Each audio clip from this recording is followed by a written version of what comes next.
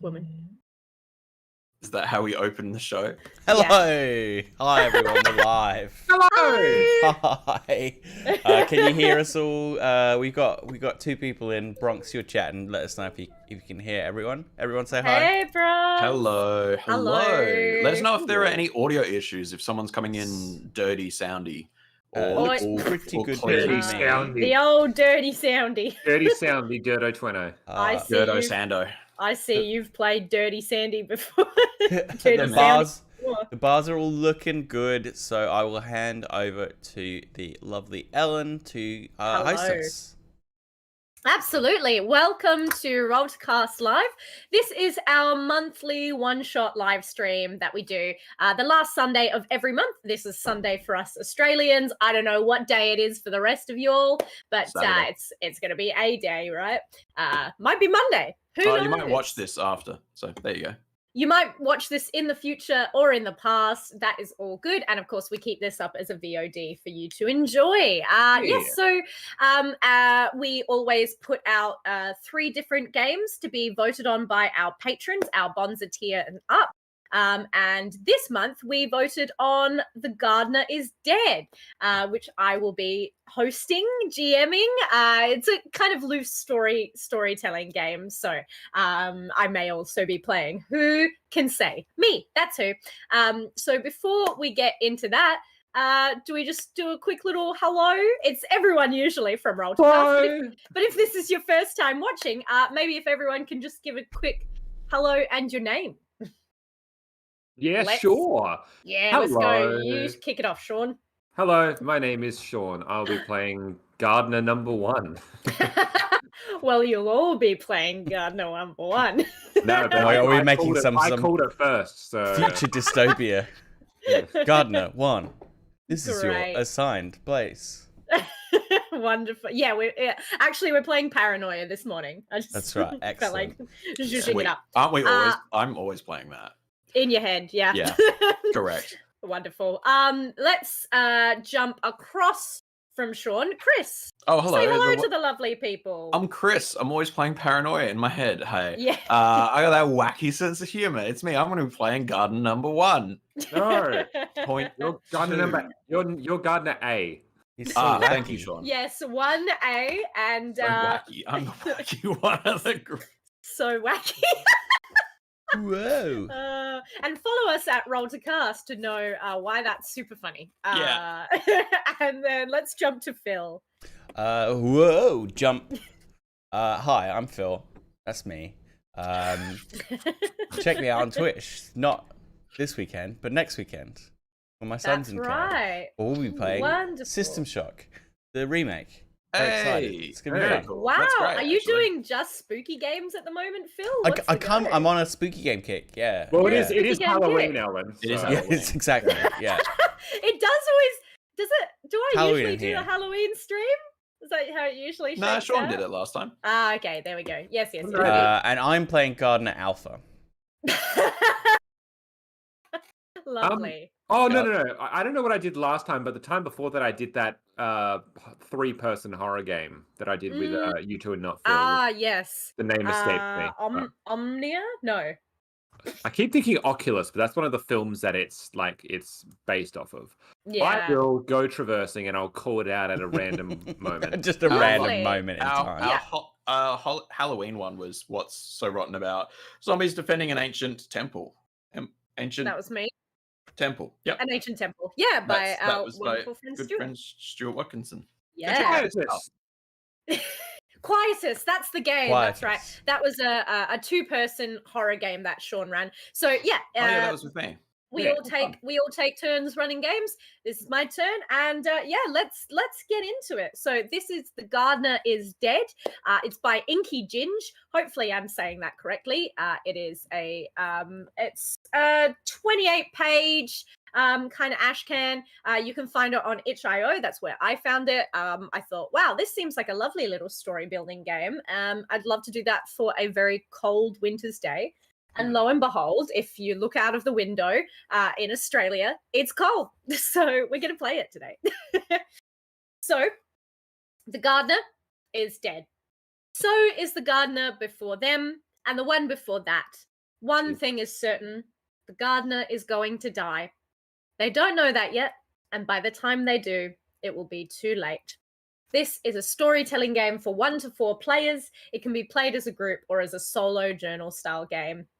We're going to tell the story of the gardener, who has just taken on a new role, living in a dwelling with a long-abandoned garden that needs to be cared for. The aim of this game is to create the story of a gardener's life in the garden, and ultimately to recount how their life ends. Yes.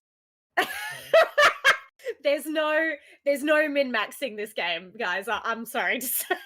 I think you'll find Chris in our gardener's shambles. gonna live. Yeah. Chris is in shambles. I've never min-maxed in my entire life. Excellent. So, this garden belongs to everyone. I'm going to be trying to doodle it as we kind of describe it, and I'll hold it up to the screen in a terrible fashion, but we will also take pictures to show on our Discord. So hop onto the Rollcast Discord. So, let us get into it. We need to have a quick chat about where is the garden? Is it an old hidden garden in the grounds of an old manor house, an allotment, a long-forgotten temple, a cottage inherited from a distant relative, etc.? We can either assign a person per question, or we can leave it as kind of like a group discussion. I kind of prefer that since it's a world-building game. So maybe if someone wants to... I quite like the idea that we, like, everything that isn't, like... You know, you say the seasons go in turns. Like, everything out of that, I would love to discuss. I think it's a nice... This is a nice vibe. I like the vibe of discussing things. Yeah, so because this is our garden together. So, yeah. I wouldn't mind offering that it's like a small rooftop garden, maybe? Oh, I like that. Yeah, I like a rooftop. That's fun. I don't know whether that's on, like, an apartment building or something. For some reason, I imagine it in like a resort. In a resort, like somewhere a rooftop garden on a resort. Oh, like a hotel kind of thing? Yeah, like hotel vibes. Yeah, I like that. Lots of people kind of coming and going. Is this a modern kind of resort? Is it one that people don't really go to? Is it one of those kind of things that, like, in the off season, it gets really kind of like sad and lonely, quiet, and what do you think? Or it could be an abandoned one. It's a garden that you that has a really nice parking lot out the front and is sort of Art Deco. Oh, okay, Art Deco. It's like just like an old hotel. Yeah, it's like an old hotel from like the 1910s. It's in America. So it's a Wes Anderson film. Yeah. Yes! Or like it's like a you have min-maxed. Congratulations. Yeah. See? I can do it. You have pleased the GM, and that's my version of min-maxing. Are you trying to look up a photo of what you're trying to no, I'm trying to think. It's a pink hotel. Oh, okay. Oh. Yeah. I think it's a boutique. And there's trees. There's lots of trees. Yeah. And they're all in a museum. And this isn't Big Yellow Taxi by Counting Crows. Shit, wow. I can't believe you got us for that long. Yeah. Boom. That'll show us for doing collaboration. That's right. Now I'm looking up some lyrics. Yeah. Like a pink hotel where there are, like, in the Art Deco style, where there are like big trees and there's like a huge greenhouse glass, like windows and that sort of thing. And there are, like, you know, it's in that vein of like a Wes Anderson film, or like an East American kind of like the what is it? Like the what's that Northeast America called? Where all of those Northeast America, you know what I mean? The Pacific. No, thank you. No, not Pacific the Northeast. Pacific. That's the Northwest. That's the Pacific. Oh yeah, that's the Northwest. Appalachian? That's the You other mean like New England and Appalachia? yes, and New stuff? England, Appalachia. That's the thing. Exactly that. I was So, going to say, can we lean into this Counting Crows thing? Because I think it would be so good to spend 3 hours, like, really building up the life of this gardener, and then we're not going to know what we've got till he's gone. Oh my god. Cave Paradise. Yeah, I like. A new singer can come in, John Michele, who does a cover of it. Wonderful. I feel like somehow there's no wrong way to play this, but we're already in the weeds. We're already very wrong. But I think it's seen better days. Yes, I think not abandoned, but like it's past its prime. And like the garden on the roof is like people are meant to go there to have like a relaxing time, but like in these modern times, people don't stop and go to the garden, you know. Very occasionally people go up there. And interestingly, with New England, I don't know if everyone's been up there, Vermont way or whatever, the on season is kind of autumn because they have a thing called tree peeping. Because they have lots of... dirty.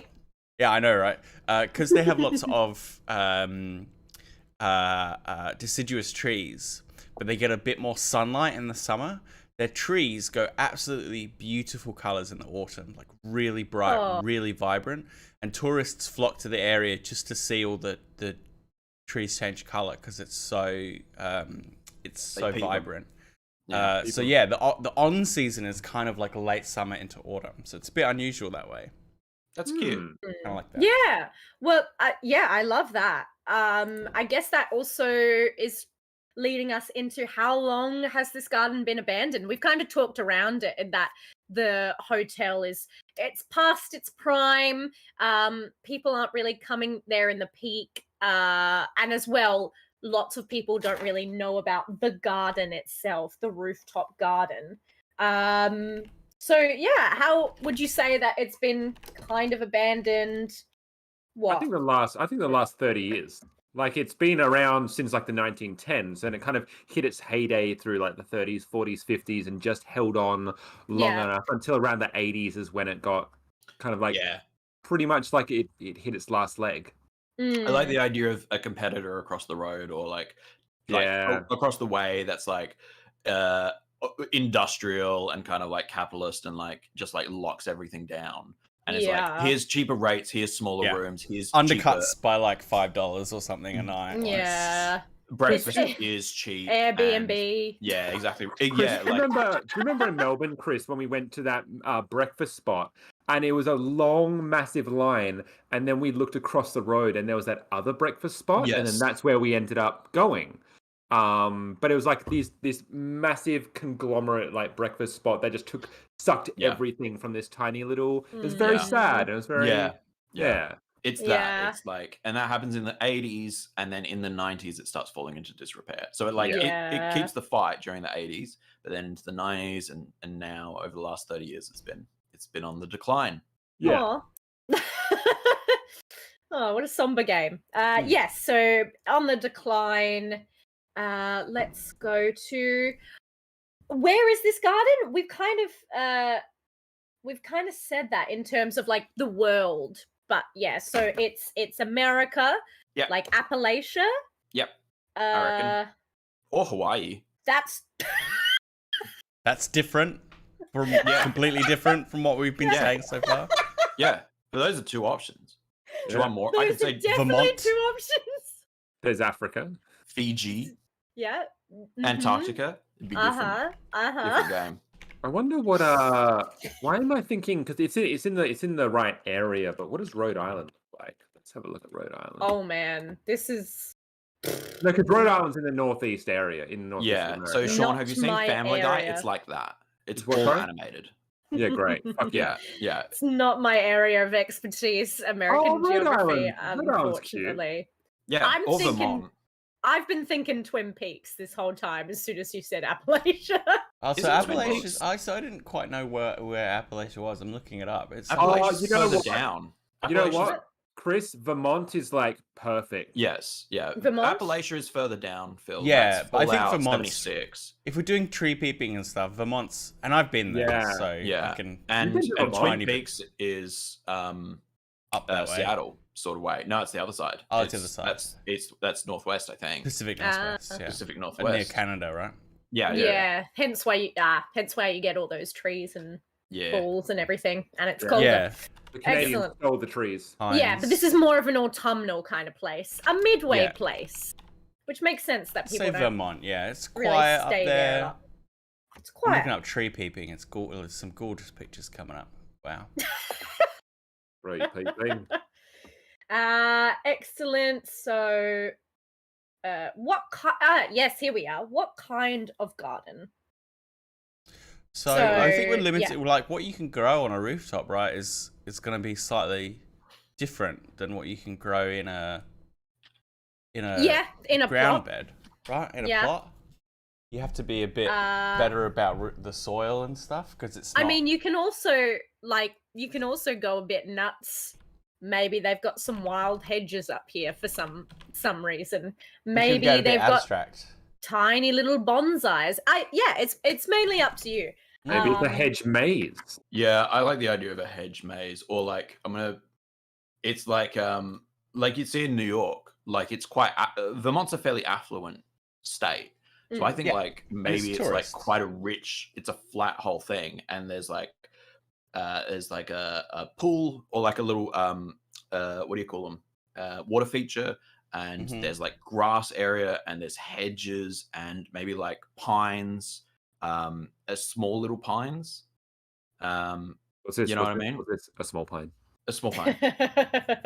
You can't grow many big trees on a rooftop. Like the Rockefeller Center roof gardens. If people want to have a Google of those, they'll give you a sense of like what I'm imagining, and they're quite creative. I think. Yeah. Do you know what I mean, Sean? Yeah, that's what I was thinking of. It's kind of like low hedge maze. It's not a maze, but it is like it's got a bit of like kind of weaving. Yeah, there's a path. And there's a grassed area, which is like very well manicured, and like small trees. Maybe important. Some topiary. Yeah. Maybe back in the day, back in like the 60s and 50s, they did use it as a wedding spot. It was beautiful back then. Yes. Yeah, I think that might be something we can do again if we get it up to scratch. You know, I think it's a garden that is about human use, right? It's not about meandering through. It's about hosting little events and things there. Yeah. I like this if you look at this, this is a very cool photo. This Rockefeller Center garden, where it has this lovely open area through the middle, and these beds. Yep. I'm looking it up. I love how far outside anything. Like Sean playing a game about gardening is such a visceral mistake. It's great. I love this. How little my knowledge. This is and I quite like gardening, so this is right on brand. I can't wait to Max. This is why we get to role play out of things that we don't necessarily have a lot of information about. Yeah, and the game is about like life and death, not necessarily. I don't know about gardening. either of those things. Sean not knowing about a single thing. Yeah. Sean's muses on death, subscribe to our most recent podcast episode. Yeah, I only did a whole season about it. Yeah. Wonderful. Okay, yeah, I'm loving this. So like maybe there's some kind of statues. Oh, I like that. Yeah. We've got there's maybe like a little water feature. It seems like is the kind of thing, but the like I don't think I think it's smaller scale than this. If anyone's looking at the Rockefeller, this has to be on top of a building. Yes. But the main function was at one point to host things. Yes. That this doesn't need to produce, doesn't need to produce vegetables or what have you. No. It's about making a beautiful space for people to celebrate things. A functional garden. It's about producing people. People get born here. That's where they come from. Yeah. Lovely.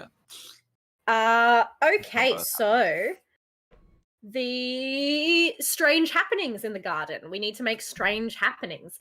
The garden may seem ordinary on the surface, but it is hiding secrets. The strange happenings phase aims to identify elements of the garden which are curious and may influence how the gardener interacts with it.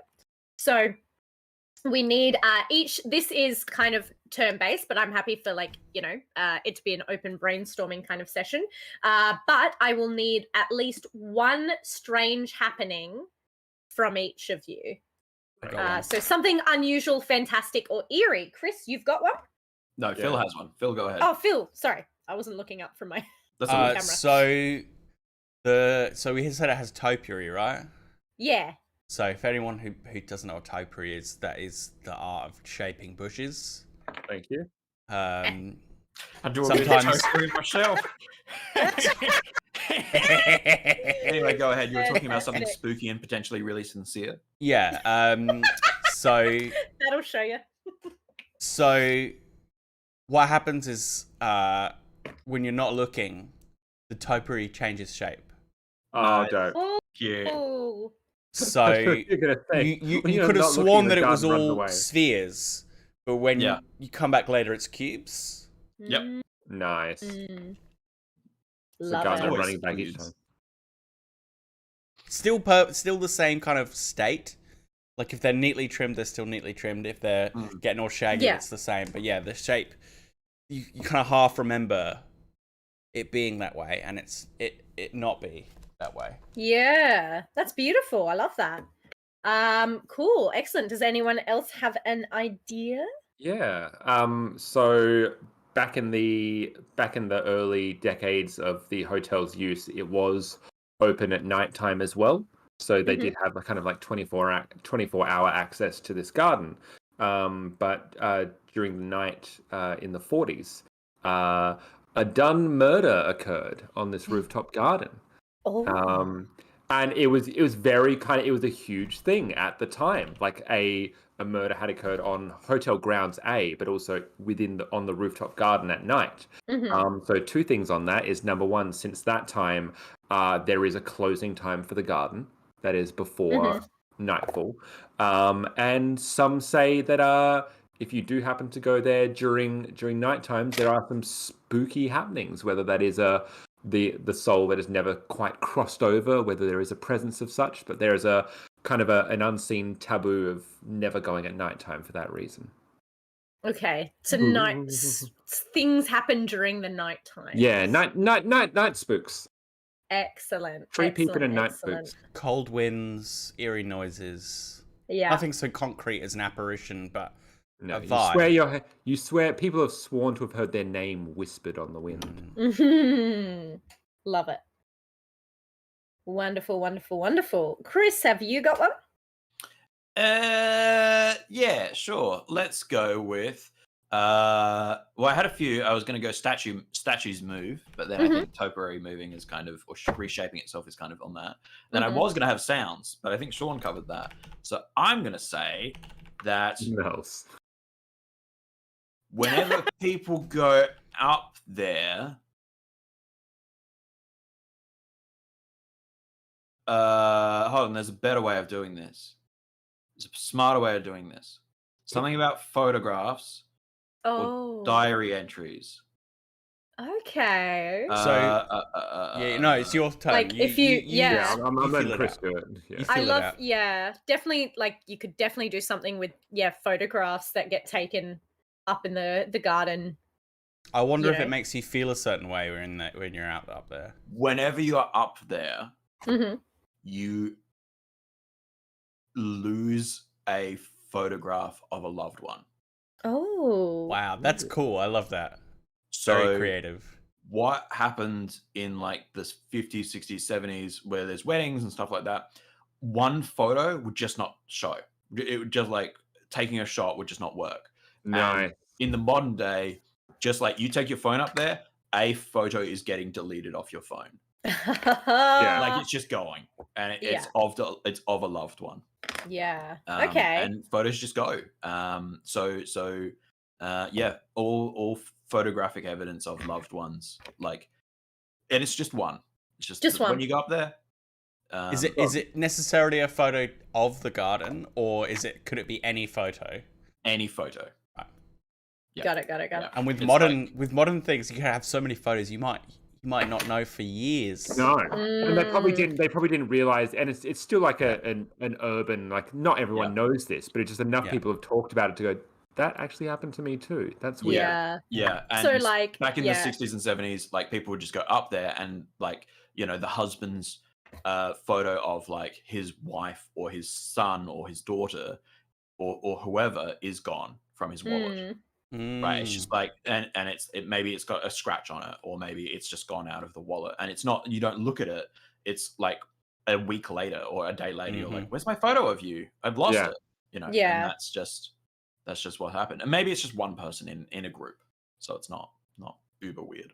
Yeah, that's I like that a lot, especially because like when it was up and running, people would have been taking film, and so it would have just been a thing of like, oh, one photo didn't get developed. Exactly. One of the reels burnt out or what have you, and you just kind of chalk it up to that. But it keeps happening over time, and this kind of like urban legend develops around it. And yeah, that's fun. I like that a lot. Oh, I don't know, and that maybe might be too similar to what I was thinking. I was thinking that lost items show up in the garden. That's good as well. Maybe that's the trade. Yeah, like it takes a photo, but like, you know, for people who are staying at the hotel or whatever, you know, it's their last day and they're thinking like, oh my, like I swear I looked everywhere. My earring. Exactly, like I left it on the tall boy, you know, next to the bed, and I just don't know where it is. And like as they're in the garden, they kind of see it on a bush and they go, oh my gosh, that's the earring I lost. That's so strange. Can it be an item from anywhere?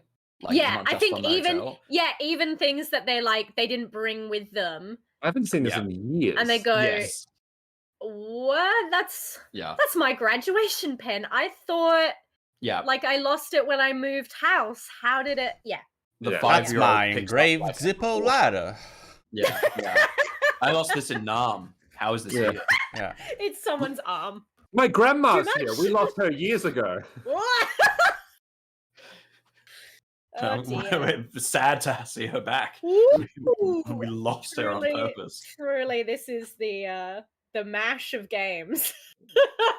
Oscillating wildly between somber and too goofy. I lost my photo, but I gained my grandma. Oh my god.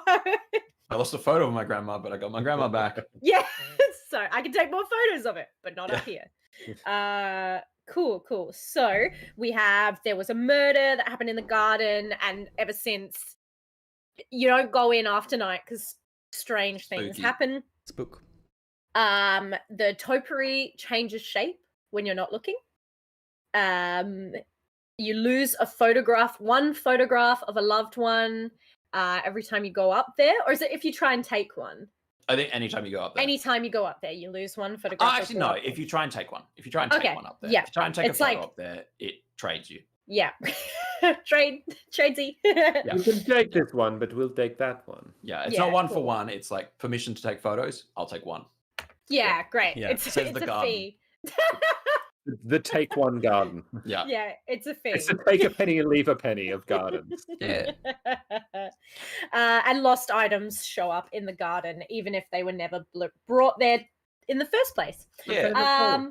Lovely. I think we have kind of talked about this. But we want at least 8. We want at least 8 plants. Oh, fuck, I'm out. Well, I mean, we've talked about like hedges and topiaries. Yes. Let's look what existed in We're all like frantically Googling. No. It doesn't. Yeah, I mean, it doesn't necessarily need to be. It doesn't need to be like an actual species or what have you. It could refer to like a row of plants, or it could refer to one singular plant that is, you know, the job of the gardener to take care of. This is the description. Plants are more than what can be grown, observed, and taken care of. They react and interact with memories and emotions, present and past. Every time the gardener plants a seed, the emotion they are feeling at the time influences how the plant turns out. Name something still growing in the garden. This could be a plant, or it could be something completely different. Write down at least 8, making sure a player suggests at least 1. Red robin. Red robin. What's red robin? It's a hedge. Not that superhero. It's a small hedge, like knee-high tops. It's good for Americans. It's like 60 centimeters of growing, so it's not going to grow too much, and you can get them down to minus 15 degrees, which if we're in the northeast, it will need to handle like snow and stuff. Very cold climates. So a very sturdy hedge. Yeah, and very small. It's discreet. It's cute. Cute. All right. Lovely. And is it just has it got the vibe of it just it prevails, it withstands kind of thing? I think it's cute. It's cute. It's cute. Excellent. That's its vibe. I'm gonna draw a little happy face. Yeah. Little red robin. Beautiful. Okay. Who else has a plant for me? No, you skip me for the moment. Again, it doesn't need to be an actual species. You can describe a sort of plant. I can give you an example from the book. Oh, I'm good. I'm good, actually, fucking Ellen. Thank you very much. Wow. Okay. No worries. Also, go fuck yourself. Oh, okay. Here's one. Yeah. They grow Mentha canadensis. And what Mentha canadensis is it's a mint shrub. Nice. And they are native to North America. In North America, and this I think makes sense since we are closer to Canada, it's commonly known as Canada mint, American wild mint, or name of whatever country. Blah. The flowers that they create are bluish or have a slight violet tint. Okay. I like the idea that there's a section of the garden that as you kind of go through it, you just kind of bombarded with this minty essence, this minty smell. It's a nice little a relaxation spot. I think it definitely has like a seating area, a bench, and just a nice section that overlooks. Maybe it's on the more scenic side of the roof where you can look out onto the vista that is, and just kind of it's known for being a very relaxing, mind cleansing spot.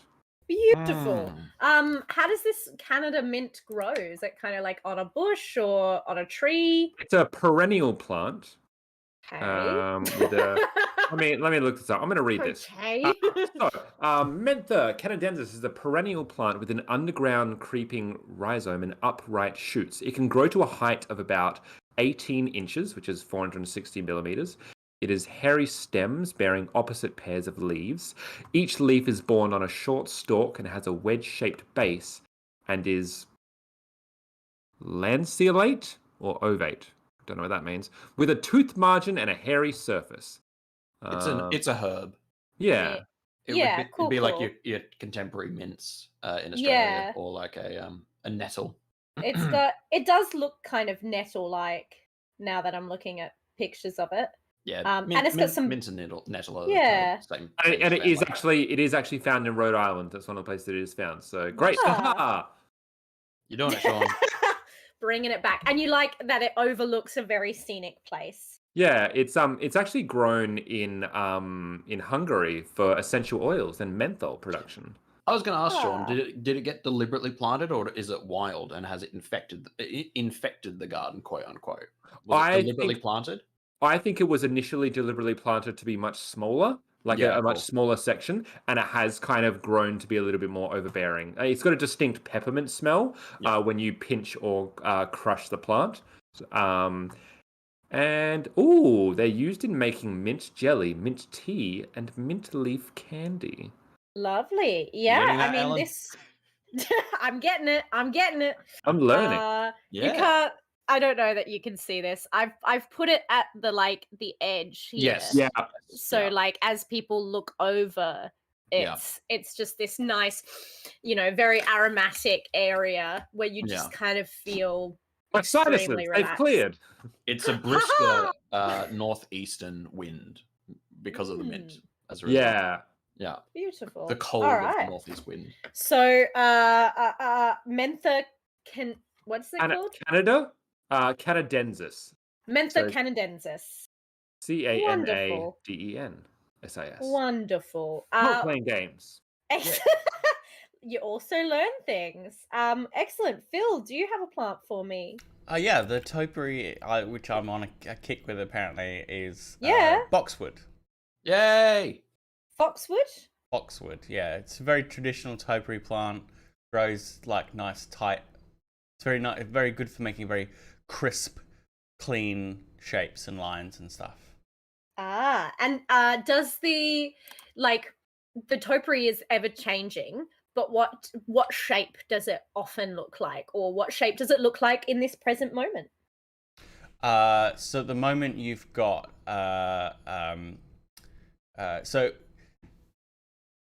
because we're in the dilapidated state. Yeah. It was these nice orbs, and now they're kind of they've turned to these sort of flame shapes as they've kind of like overgrown and become unkempt. Often they have little cones, and when they're really fancy, they're in like those spiral shapes. Yeah. Yes, I can see. But yeah, they've just kind of become a bit of a... Yeah, they've become blobby right now. Yeah. Yeah, cool. Just bushes. Cool. Nice. Waiting to be shaped. Dotted all over. Yeah. They'd be formally placed, but because they might be growing into each other a tiny bit. Yeah. Wonderful. Okay. I am gonna suggest. I think that there might be. Ooh. Just off the top of my head, I think there might be some foxglove. We've got foxwood, but foxglove is a beautiful flower, but it's also extremely poisonous. Fuck yeah. Yeah, it's you get digitalis from it, which has gone into a lot of heart medications because it can make your heart stop.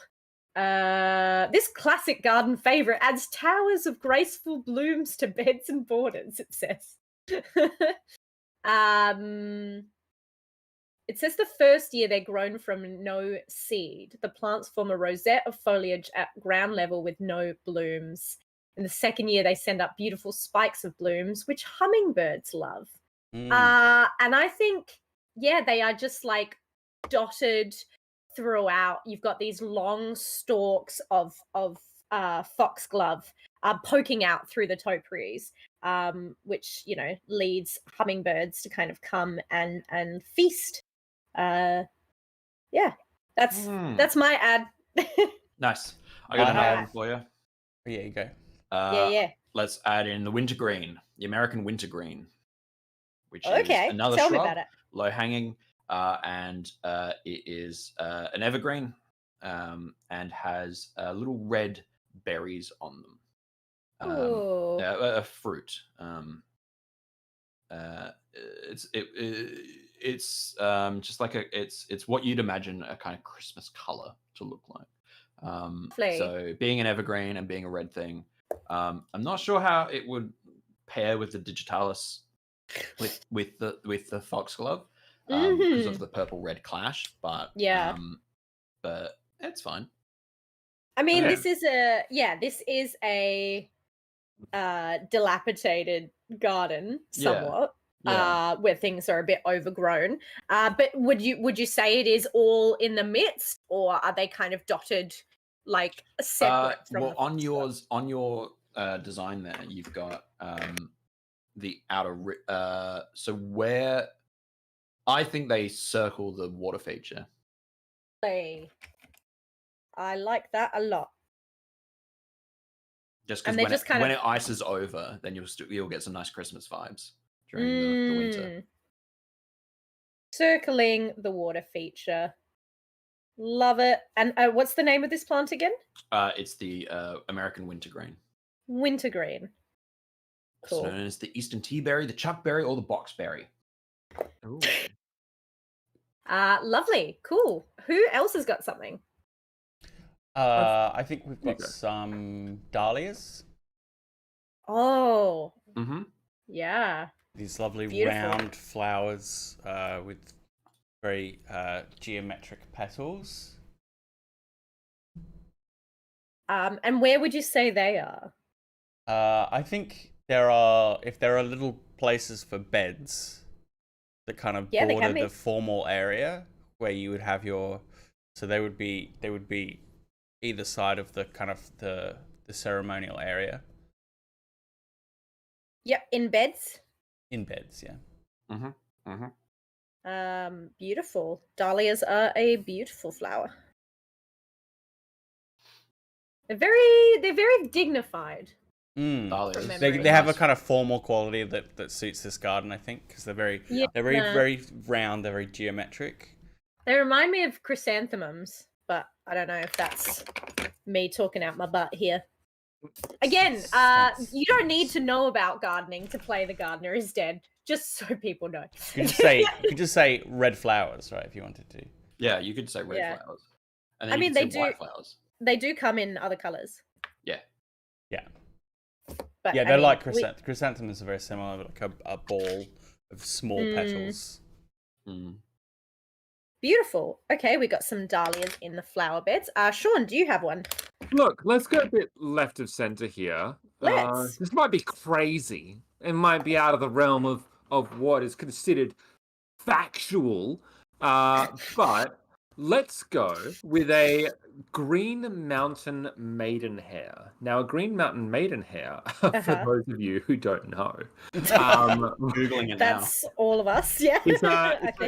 It's a fern that is generally found in outcrops of serpentine rock in New England and also found in Vermont. So it's quite a rare fern. I was wondering if we could have maybe there's a section of the garden that does replicate this sort of condition. So there's like a rocky, like a section where they have actually put rocks and made like kind of a place that is specifically designed to grow this Green Mountain Maidenhair. It is quite a rare, unique plant that it is on it's actually a vulnerable fern that is on the conservation list. And it was it was discovered in the Green Mountains in Vermont. And it's also been found in Quebec and a few other places. So I like this idea that maybe it's it was originally used as a way just to contribute to the conservation of this fern. And also, does it need rock and kind of water, like a water kind of thing? Yeah. That is where it's generally found. Like it is usually in a mountainous area itself. Yeah. Could we embed it in the water feature? Well, I'm wondering if we've got I've just put a little kind of fountain in the middle, but I was kind of spitballing, and what if there's like a little kind of fake waterfall thing as well? Area, yeah, and maybe that actually runs it has this kind of waterfall thing, but maybe it runs around as well. Yeah, and that's cool. Yeah, cool. All right. Yeah, it thrives in sunny, disturbed areas where ultramafic rock is covered with thin soils such as road cuts, tower slopes, and asbestos mines. Ugh. Oh, nice. Hot. Oh no. Cool beans. Sorry, just drawing a shit ton of ferns. Ferns. Make sure we put a gully in there as well. You better put a gully in there. Excellent. I think, and this is because it's my favorite, trope. I think there might be.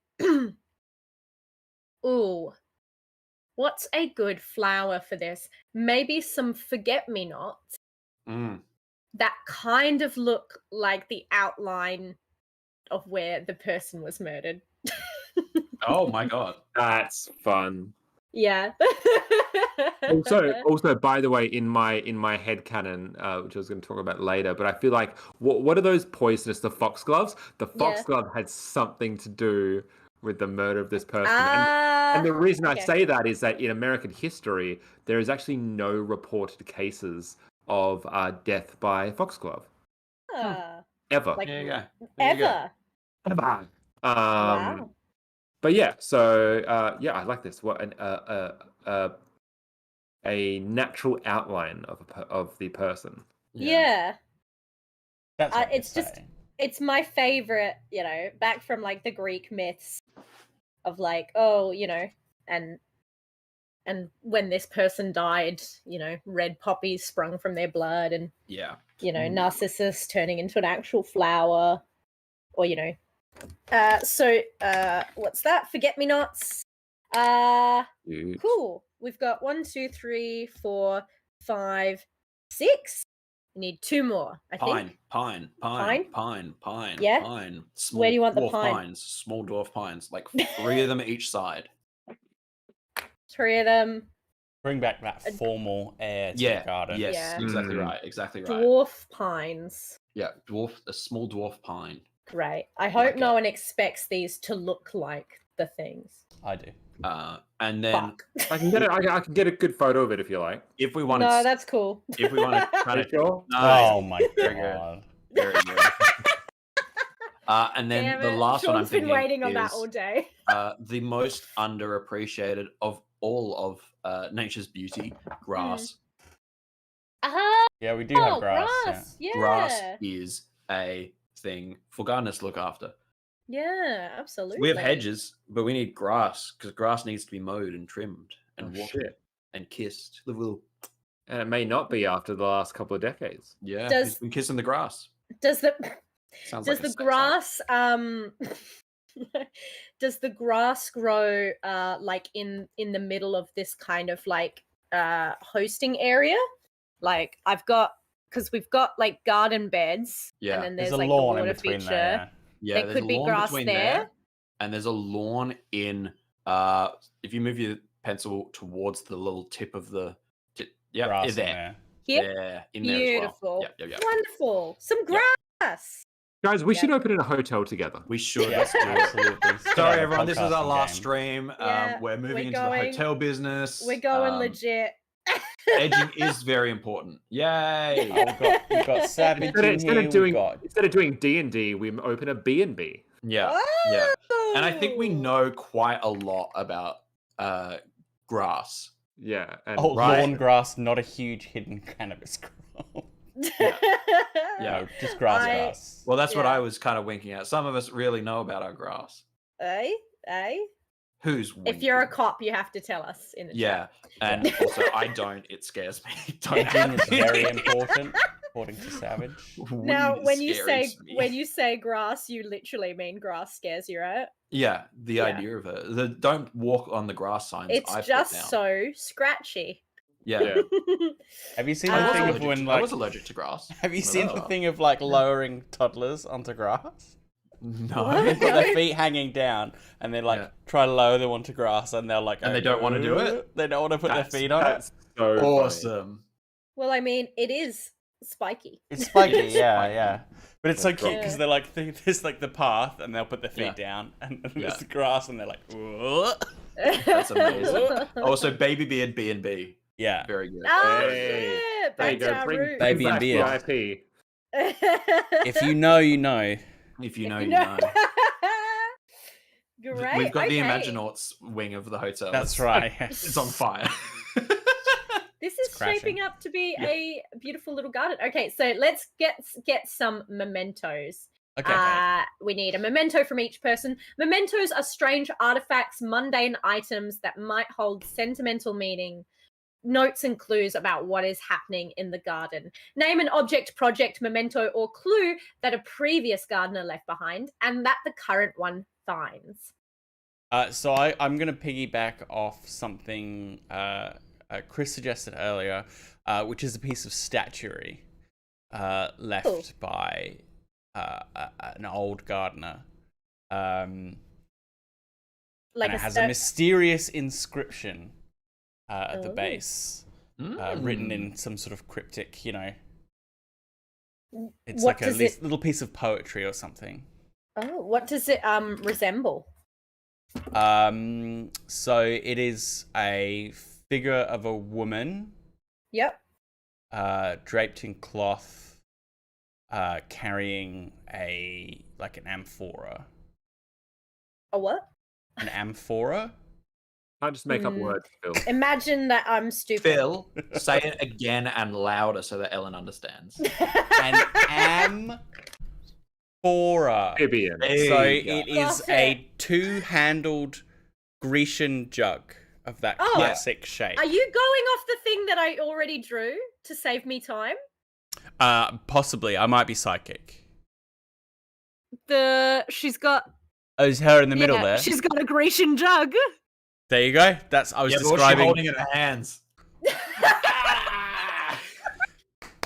Hey. I'm describing the statue that you've already drawn in the middle of the pond. So that is very nice of you, and I thank you a lot. And a previous garden, I have to do more work.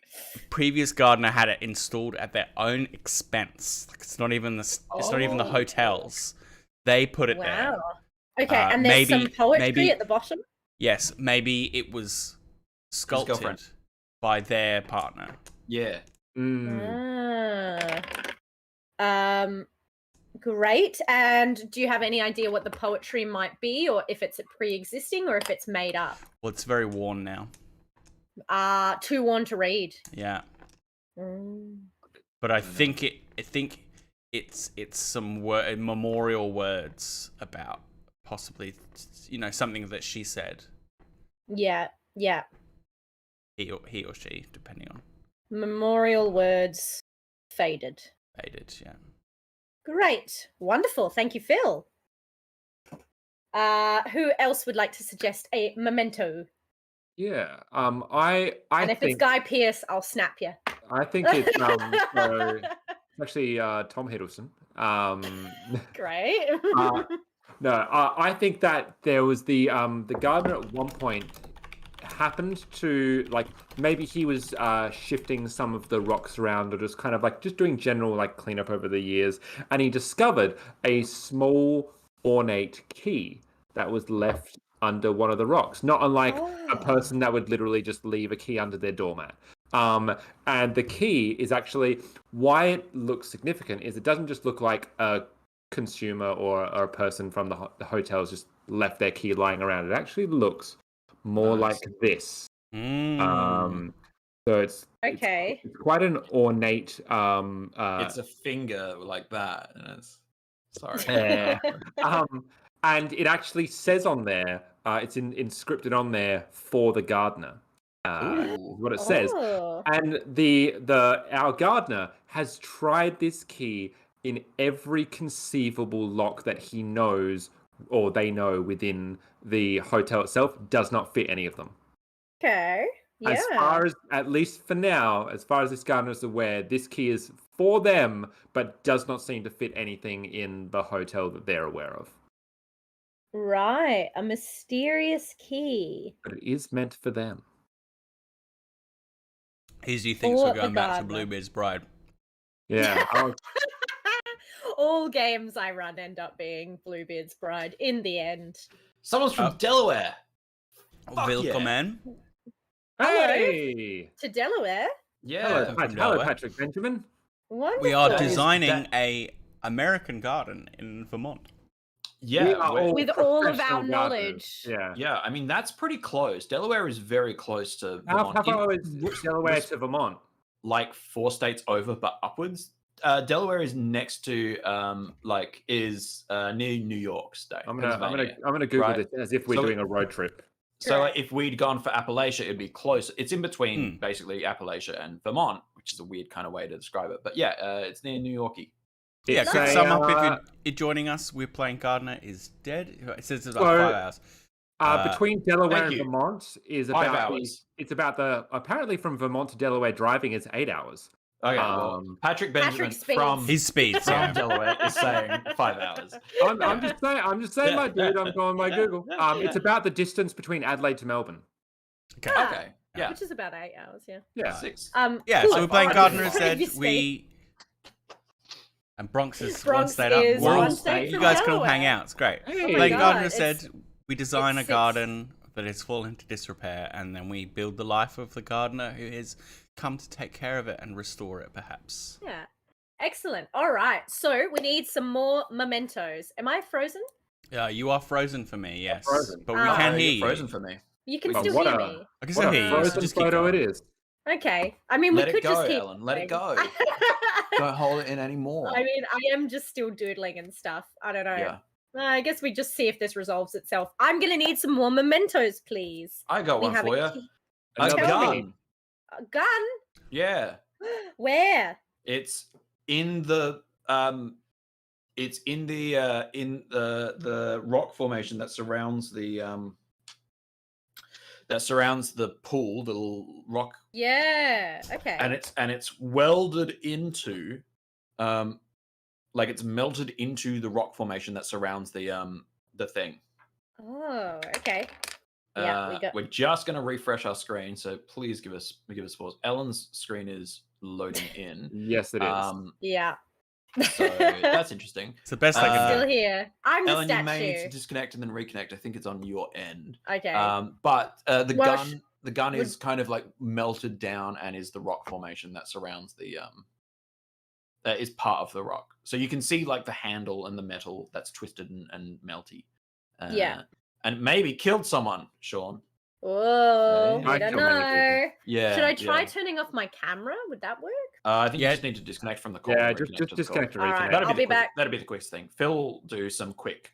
Have you tried turning it off and turning it on again? Editing. He can swap us around. It's fine. Everyone should go back to the original place originally. Oh, truly? Yeah. If you're all. Oh, very good. It has. Yeah, but she's still not loading. Maybe do try disconnecting and reconnecting your camera. That's odd. Now we can't hear her, so we've made it worse. Hold for Ellen. You can't hear me? Oh, No, I can. now we Yeah, we can. can. Okay, but my camera is slow. I don't know what's happening. Your camera's still thinking. Having a connection. Ha. Well. Can you unplug it, replug it, real quick? My camera? Yeah. You sure? I will. Shouldn't be an internet problem because Ellen and I live in the same house. Are you both on wires? I am. Ellen's on wires. Yeah, Ellen's on wires. Yeah, then it will be a software thing, I suspect. Yeah. Everyone gets shuffled around when we do that, which is fun. I really like this hotel. Hey, I'm Ellen now. Hey, Ellen. Hi. Sticking with this, guys. So this is Gardner is dead. So who else has a? So you said that it was a rock. It's melted into the rock, Chris. Yes. There we go. You're back. Yeah. Hey, back, yeah. Ellen. Okay, we have a gun in a rock. We have a key for the gardener. And we have a statue. Then we need one more memento. Isn't that Phil, you? have you given a? What was yours, Phil? Mine was the statue. That's right, Yeah. Ellen. I guess it's me. It's you. Ooh, okay. I think a memento would be a little garden gnome. Nice. Yeah, a little gardener. So if it's a gnome, you have to tell us what is the gnome doing an activity? Is it just the traditional standing there with hands on hips? Phil, that's unknown. We just don't know. I think he's Is he fishing? I think he's kind of like lying down. Okay. Like with his kind of like with his feet hanging out behind him. Yeah. Which oh my god, drawing this is not good. Okay, that's fine. Okay. Yeah, it's just a little silly goofy gnome that is nestled amongst the menther Canandus? The Canadinus. Canadinus? Yeah. Cadensis? George Costanza? George Costanza. Great. Okay, we've got mementos. Now we need ghosts. Ooh. Okay, so ghosts are representations of the garden's memory and past. They are not a perfect record of their life counterparts.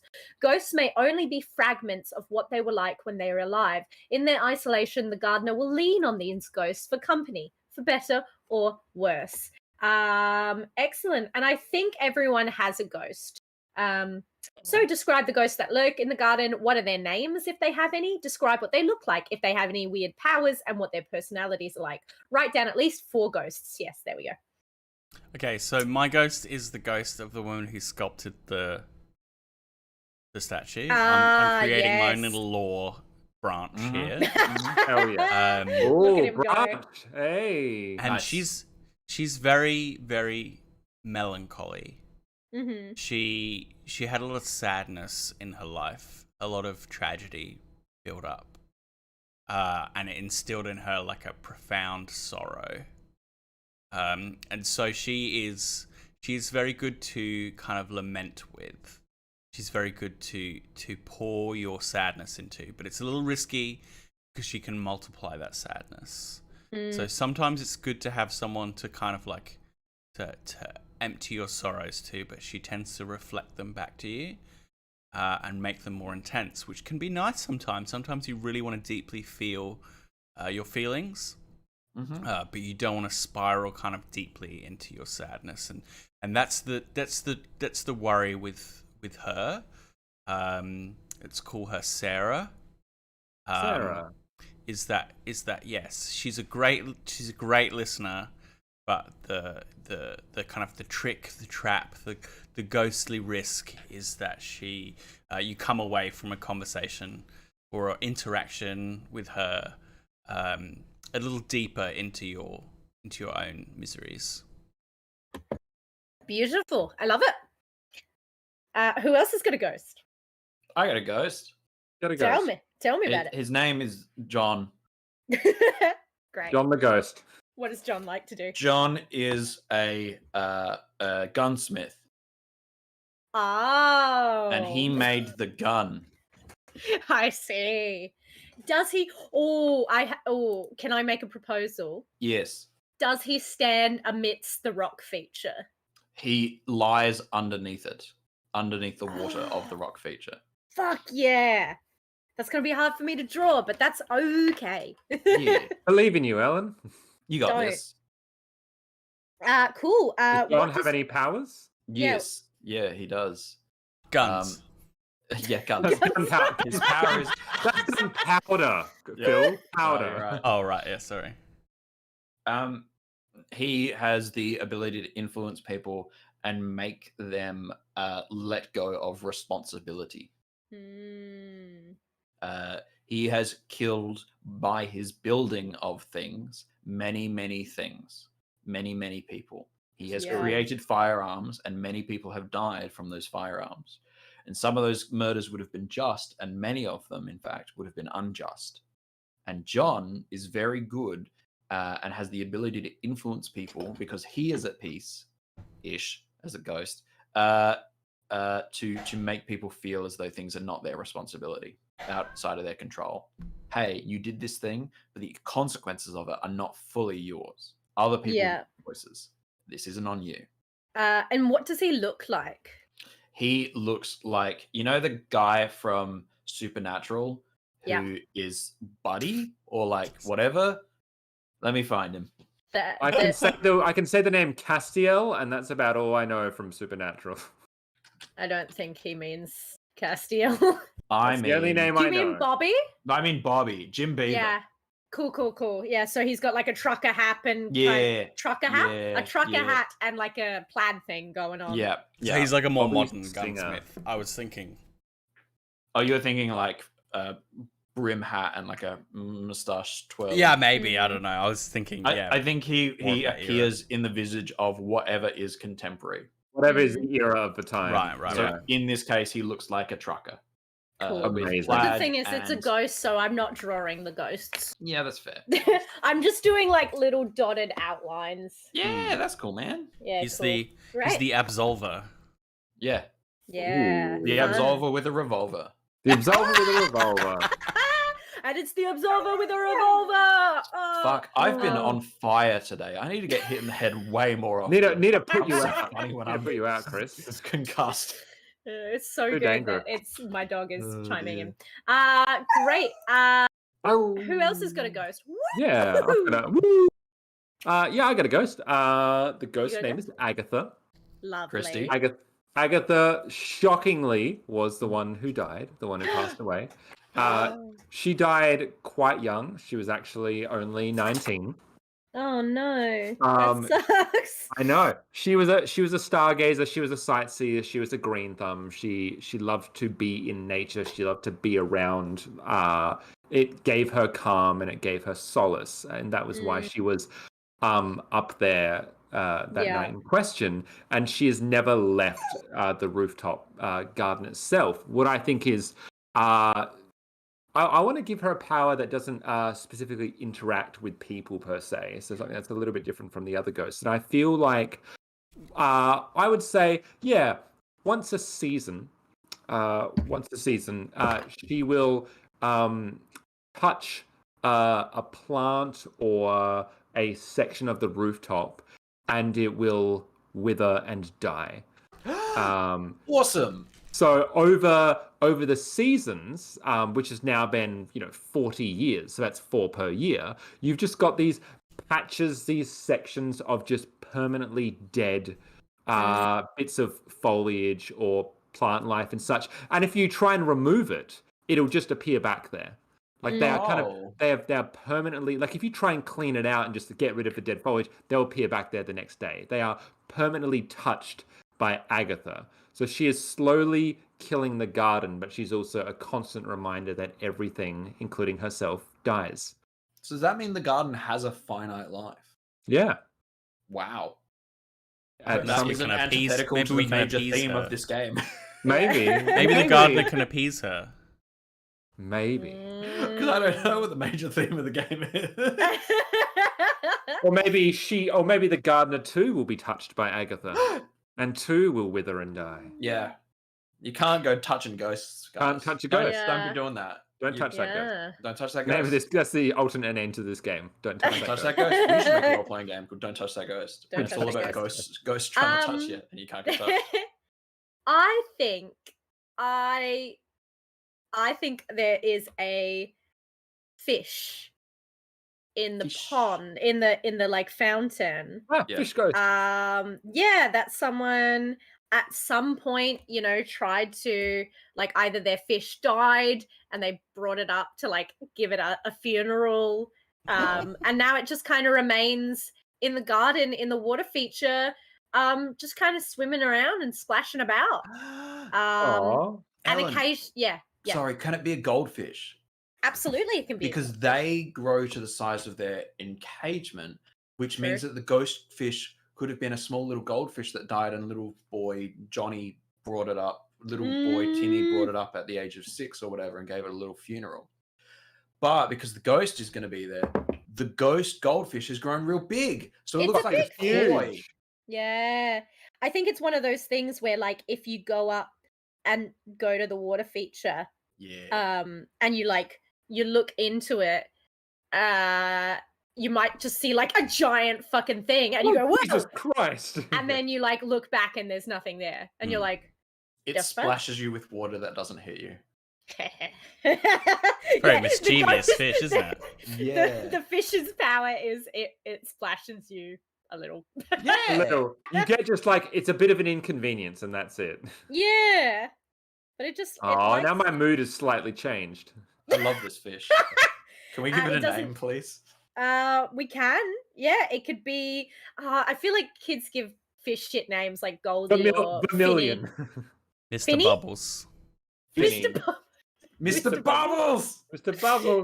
Mr. Bubbles. Mr. Bubbles. Could it just be Friend? That's fucking dreadful. Oh, that is friend. But I think that friend with a W. Yes. Yeah. Yes. Because when the kid had a list, but the parents just misconstrued and thought he was actually saying friend. His name is Friend. Friend. Lashes. Mr. Bubbles the friend. Mr. Bubbles the friend. Fish the friend. Fish. Excellent. Beautiful. I love it. He's a goldfish. A little note of sweetness in this melancholy garden. Yeah. It's a beautiful garden. Look at what we've made already. We made a big garden. So the 4 ghosts, if you're keeping record, are Agatha, Sarah, John, and Friend. Friend. In parentheses, Mr. Bubbles. Also known as statue, gun, murder, fish. Murder fish. Now, which are 4 clues in an Agatha Christie video game. Now we get to make the gardener, sorry. We've been making the garden for a whole time. And now we scrap all those answers and start again. Now when we roll up our sleeves and we actually get to gardening. That's right, TTRPGs that make you go outside. No. Fuck yeah. The Call worst it dirt idea. for role-playing game. Eat dirt, you win. Great. Okay, so the gardener. What's their name, their age, their pronouns? What do they look like? What was their previous job? What made them come here? What's an important relationship they've left behind to come here? What's a memento that they take with them? That's a lot, but like Sam. let's just I don't know why, but immediately David Spade went into my head. Like it's what looks like David Spade, but their name is Sam. I'd love a queer character. Yeah. Yeah. Wonderful. I don't know if it's a queer guy or a queer gal or. Well, I chose Sam because it's Sam's pretty gender neutral. Yeah, that's why I chose it. Should we go they them? Let's go they. Yeah. Yeah. None of us use they them pronouns, but I feel Sam might. Like Sam might. Sam might. feels. So they've got that kind of long, like shoulder length, kind of swoopy hair. Lovely. So what age is Sean Sam? has to disappear because he's scared of Sam right now. I think how old is Sam? I feel like Sean probably ordered something. I see. Oh my goodness. Yeah. Oh my goodness. It's the doorbell. It works very well. Bowser, come here. Good boy. Excellent. How old is Sam? Sam. Go ahead, Phil. Go. No, you go out first. No, you go. Okay, 26. 40. Oh. What were you going to say, Phil? I was going to say mid-30s, so we're way all over the place. Let's go 30 then. Let's split the difference. There you go. Let's say they're 30. 30. Sam is 30. Sam is our age. Gender fluid. Gender fluid or gender non-binary? What are we going with? Oh. What are we? Let's be if we're. Yeah, I kind of vibe with gender fluidity. Okay. That's just me. Yeah, if cool. Ellen, you do some performance gender stuff in I your sure do outside of work. So yeah, let's lean on that because they just like to kind of keep it. Yeah, they just like to kind of keep it changing and express themselves however they do. Okay. Cool. They kind of have the hair. I'm gonna say like David Spade, like it's kind of like loose formal. Yes, loose like formal. like always like a button shirt. Yeah, as opposed to business casual hair. Oh, they're reminding me of the gardener from Bly Manor, just a bit more fluid. Oh, I haven't seen Bly Manor, I'm afraid.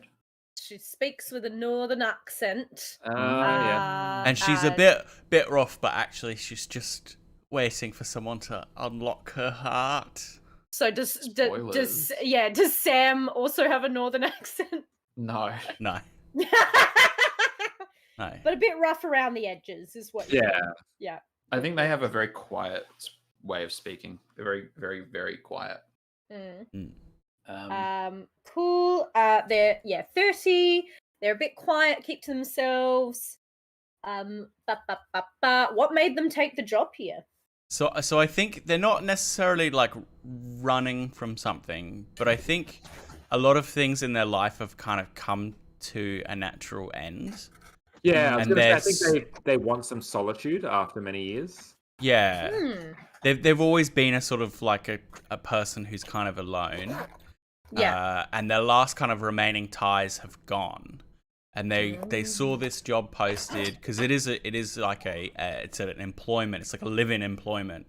And they're like, that'll be great. I can go there. I can be alone with my thoughts on the rooftop and I can tend to this place. Yeah.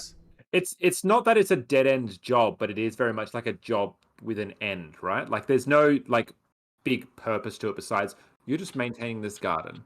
With the understanding that this is like a hotel that doesn't really exist anymore. It's just, but someone has asked for it to be maintained and you'll take that job. They're from Michigan, which means they're familiar with the climate. Ann Arbor. So yeah, a lot of things in their life have just kind of come to a natural end. And they're looking for something. They're drifting. Yeah, maybe university job straight out of university was not the job they looked for. Yeah, was not where they found fulfillment. They studied a marketing degree. Yeah, and worked at a digital startup for 5 years, and it was terrible. And they've left now. Got married very early. Didn't work out because they got married very early. Do it. Cool. All right, and I guess that answers previous job, marketing, not fulfilling.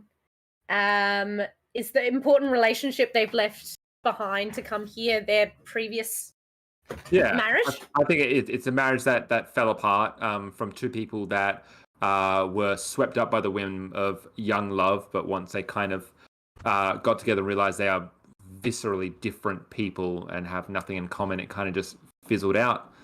And they had were just one of the reasons they moved is looking for a completely brand new start or just a way to completely escape. And yeah, just a reset button, as it were.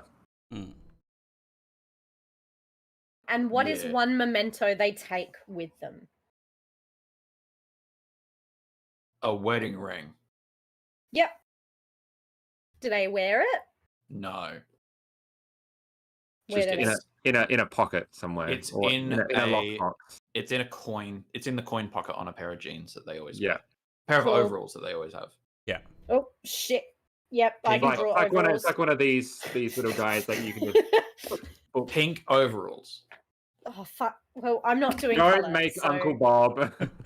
Stop making Uncle Bob. Stop. Okay, all right. We've made Sam. Sam. Here they are. Yay! Sam. Huge. Yeah. Sorry. Sam is massive. Towering over the garden. Crush this garden. Scale, you guys. What is this, a garden for ants? Note to self, Sam not to scale. Yeah, Sam is not to scale. Now, yes, we know Sam is going to die. Yes. We don't know how. Fuck, I forgot Sam's going to die. Yeah. All of us are going to die, guys. Just FYI. Oh, yeah, no, of course, exactly. you're right. Yeah, we don't know. We don't know when, and we don't know how. Yeah. Sam finds a short note addressed to them from their predecessor, which can give a clue about what happened to them without actually advising that they are dead or how they died. One gardener might not suffer the same fate as the previous one, but it will provoke feelings in them. So, as a group, write a short note to the gardener or elect someone to write the letter. Here is an example. Dear new gardener, the void is watching you. Be careful where you stand. Horace. What do we think? Should we take it like we could do line by line? Yeah, let's do it one word at a time. Yeah. No, let's not do it one Practice word. our improv skills. No. I am down for that. I'd rather do one line at a time. All right, Let's keep one it line semi-serious. Cowards. Let's do I can do serious with one line at a time. I'll make it dark. Okay, You know that. right, You know about me.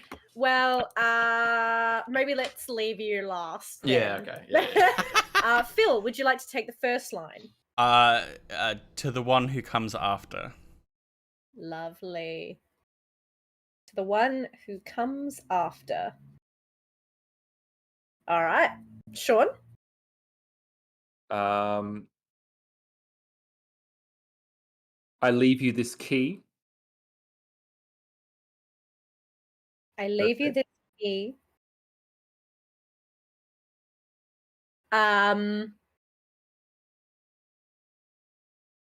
Oh, should I go next or do you want to go last, Chris? I'll go last.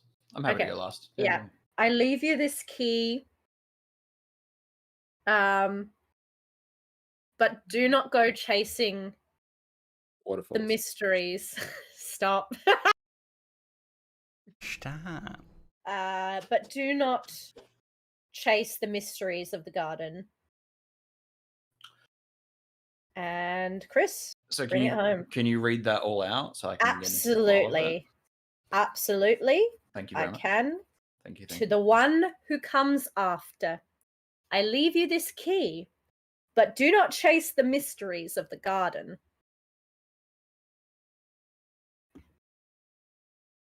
The garden will change you just as it changed me. Oh, I like that a lot.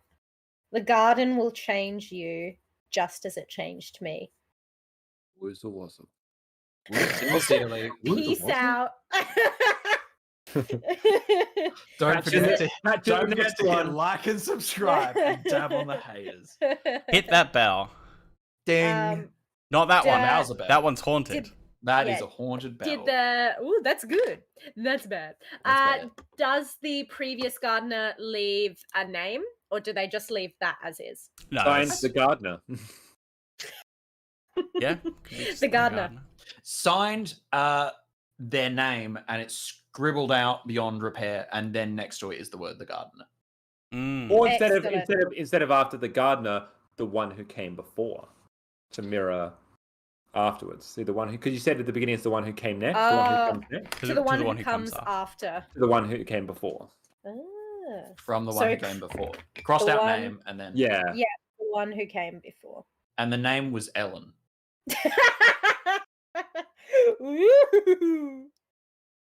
I did actually cross it out. Yeah, nice, great. Did you write a name before that though, and then cross it out? I did, yeah. Yeah. Oh, nice. I won't tell you. Yeah. I won't tell you what, because you don't know. Tell you nothing. No. How does Sam react to this letter? Immediately resigns. With fear, panic, and with intrigue. Yeah, with intrigue. Yeah, and excitement at the idea of change. Yeah. Yeah. And let's have a discussion about how Sam travels to the garden. Long road trip. In the first instance, or daily? What do you mean? Sorry. Like, as in, you mean traveling to where the hotel is situated, or every day where do they go to get to the garden? Their commute, thinking or their more just like Yes. Yeah. So you talking about their arrival? Their journey. Oh, their journey to it in the first instance. Yeah. What about like a state crossing bus trip, like where they just packed everything they own, which isn't much, just a long, massive Greyhound bus over state line. Yeah. I love that. Big yellow taxi. Damn it! It was right there. Shit! God damn it! Sorry, it's in the past now. We can't go back. Gone. No take back. Past it. No take backsies. You don't know what you got till it's gone, Chris. Till it's gone. That's what should have been in the letter. Halfway there, an old man tries to strike up a conversation with them, but it doesn't go anywhere. Yes. Yeah. It's very much like indie movie. They're watching literally their life, Just play out behind them. It's all being left behind as they travel to the garden. How do they spend their first few days? What is their initial reaction? I think they explore like not just the garden but the whole hotel. Yes. It's a place you can sort of walk around. There are photos on the wall from times past. There are little nooks and crannies and idiosyncrasies to the building. And as an employee, you get to walk behind all the places that you don't normally see. Yeah. So I think before they even tackle the garden, they really kind of get to know the hotel itself. And they just often find themselves in odd corners of it, looking at old photos. And honestly, if the letter states straight away, "I leave you this key," that would have been them also trying to figure out where this key went to, and it went to nothing, at least as far as they can ascertain. It smells like wood fire, pine, and tobacco. The hotel itself. The hotel itself. Yeah. It smells like wood fire. The pine smell of burnt pine. I don't know if you're supposed to burn pine. I think it's fine. I think it's fine to burn pine. It's fine to burn pine. I think if it rhymes, it must be fine. It must be That's true. That's true. And it smells like tobacco. The corners of the ceiling of the tobacco are brown from the tobacco stains. Are they literally the only person here at this hotel? Like, is it abandoned? Be pretty cool. Or maybe they arrive in like the really off season, and there's like just nobody there at that it's time. The Shining. Yeah. We're doing a little bit of Shining. We're doing even in the on season, there's not really like it's a wonder that this place is still running. Yeah. You probably get like some creepy tourists who do the whole like, oh, is it haunted? Like, mine is fine. I've been told. Mine is fine. Yeah, or just like people kind of the people who come to this hotel probably are looking similar to Sam for intrigue, for something outside of their usual lives. They're people who are running to or from something. and people just looking to explore off the beaten path. So you don't get a lot of people, but the people you get are like really eclectic and strange. There's one old couple who have just come every year for like the last 20 years. And like, they're filthy last 20 rich. years. Yeah. That old couple is filthy rich. Yeah. They have a lot of money, and they're probably from New York, and they're probably into some high business thing, but they can afford to pay whatever the rent is. Yeah. They're special. They have the place that they've been coming to for the last 60 years. Yeah. They can afford it. Yeah. Excellent. No one has met the owner. Whoever owns the hotel, no one's met this person. Yeah. It's being bankrolled fucking somehow. It's a passion project, or it's a rich, eclectic person from New York. It's something the movie leaves unanswered. Yes. Because it doesn't. It's better that way. This is shaping up to make a real fucking good indie movie, I must say. Absolutely. That's the vibe we've got. Absolutely. Someone called Counting Crows. They can do the music. Chris, get off this train. Get on the bus. The big yellow taxi. Yeah. How concerned are they with the ghost situation? Do they see any ghosts? I think they start seeing the ghosts when they finally. Chris has a good idea, so they can only see the ghosts when they're looking through their wedding ring. Oh, so one night they hold it up. Yeah, and they look around like this, and they can see the ghosts. But everyone else can usually see the ghosts. But Sam, they can't see the ghosts unless they're using their wedding ring. But they can feel them. They can feel them. Yeah. They can't see them. I think the ghosts don't come out until they've finished kind of exploring the hotel, and they finally settle in the garden for a while. And they stay there till after dark one night, which you're not meant to do. Yes, but they do but finally they're stay the gardener, so well, they have to. Like, it's their space. They stay there after dark, and lo and behold, just as people say, once she's settled, the ghosts sense. Sorry, once they've settled, the ghosts sense that there's a space opening to them in this person. I love that. Which memento does Sam find first in the garden? Well, I would say the key because that was in the letter. Yeah. Of course. Yes, I'm an idiot. And the garden's theme is like things lost and things found and things exchanged. So the key is like the thing given, right? Yes. Yeah. It's a tangible object given. Maybe at some point Sam will lose something. Who knows? Or give something back to the garden apart from their time. Wonderful. This is all beautiful. I love this garden. I love this cool little indie story we're telling. We're about to go into the countdown, which is we are going to begin the seasons. Is this a good time maybe for a quick little bio break before we start kind of the seasons proper? I feel like we've had a nice little setup. So let's go relieve ourselves, get some tea, whatever we need, and once we come back, the seasons in the garden will begin, and Sam will at some point die. I gotta go check on my boy. They have a long life. Yeah, we will be right back. Excellent. Don't go nowhere. Stay in the comments. Tell us your favorite plant. What's your favorite plant? Who's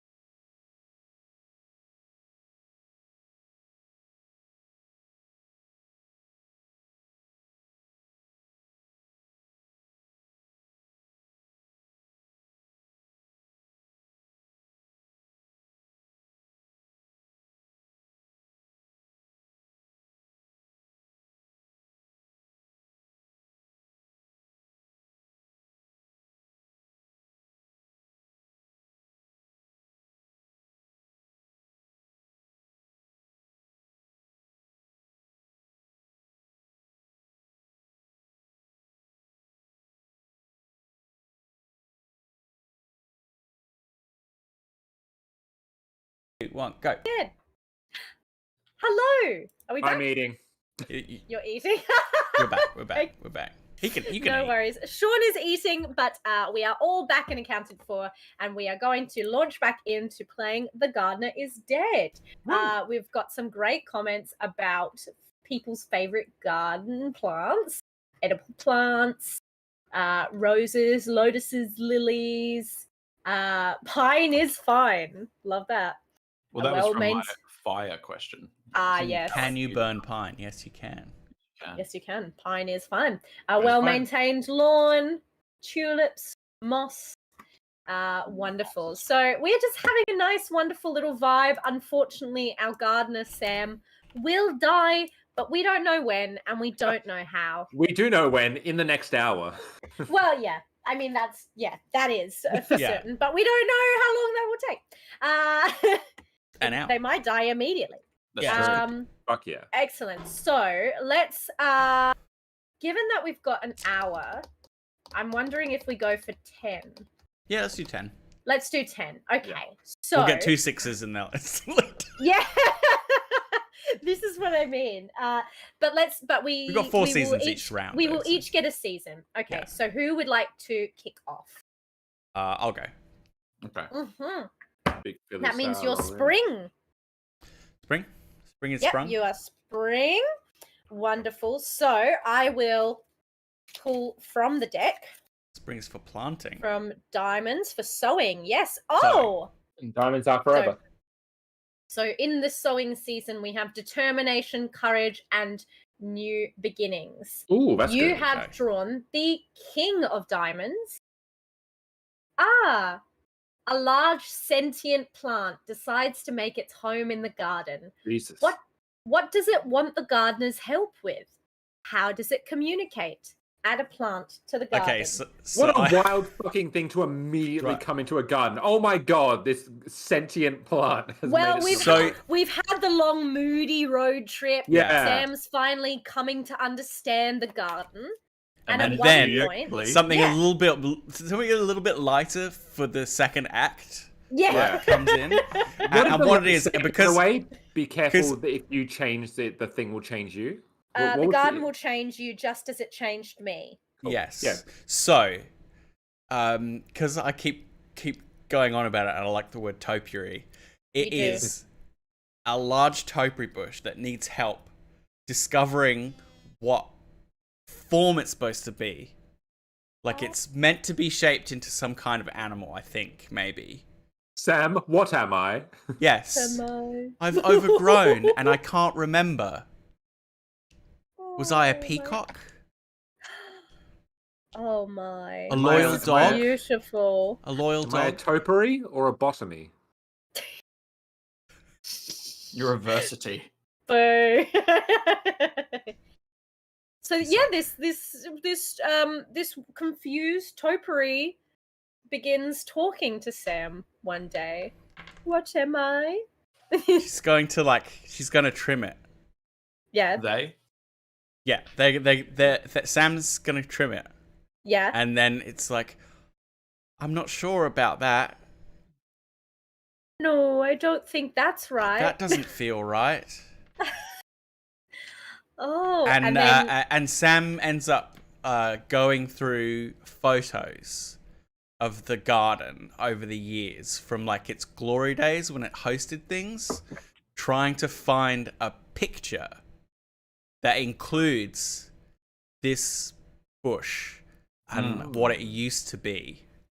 And that's the problem. It keeps changing. Yeah. It was never one thing.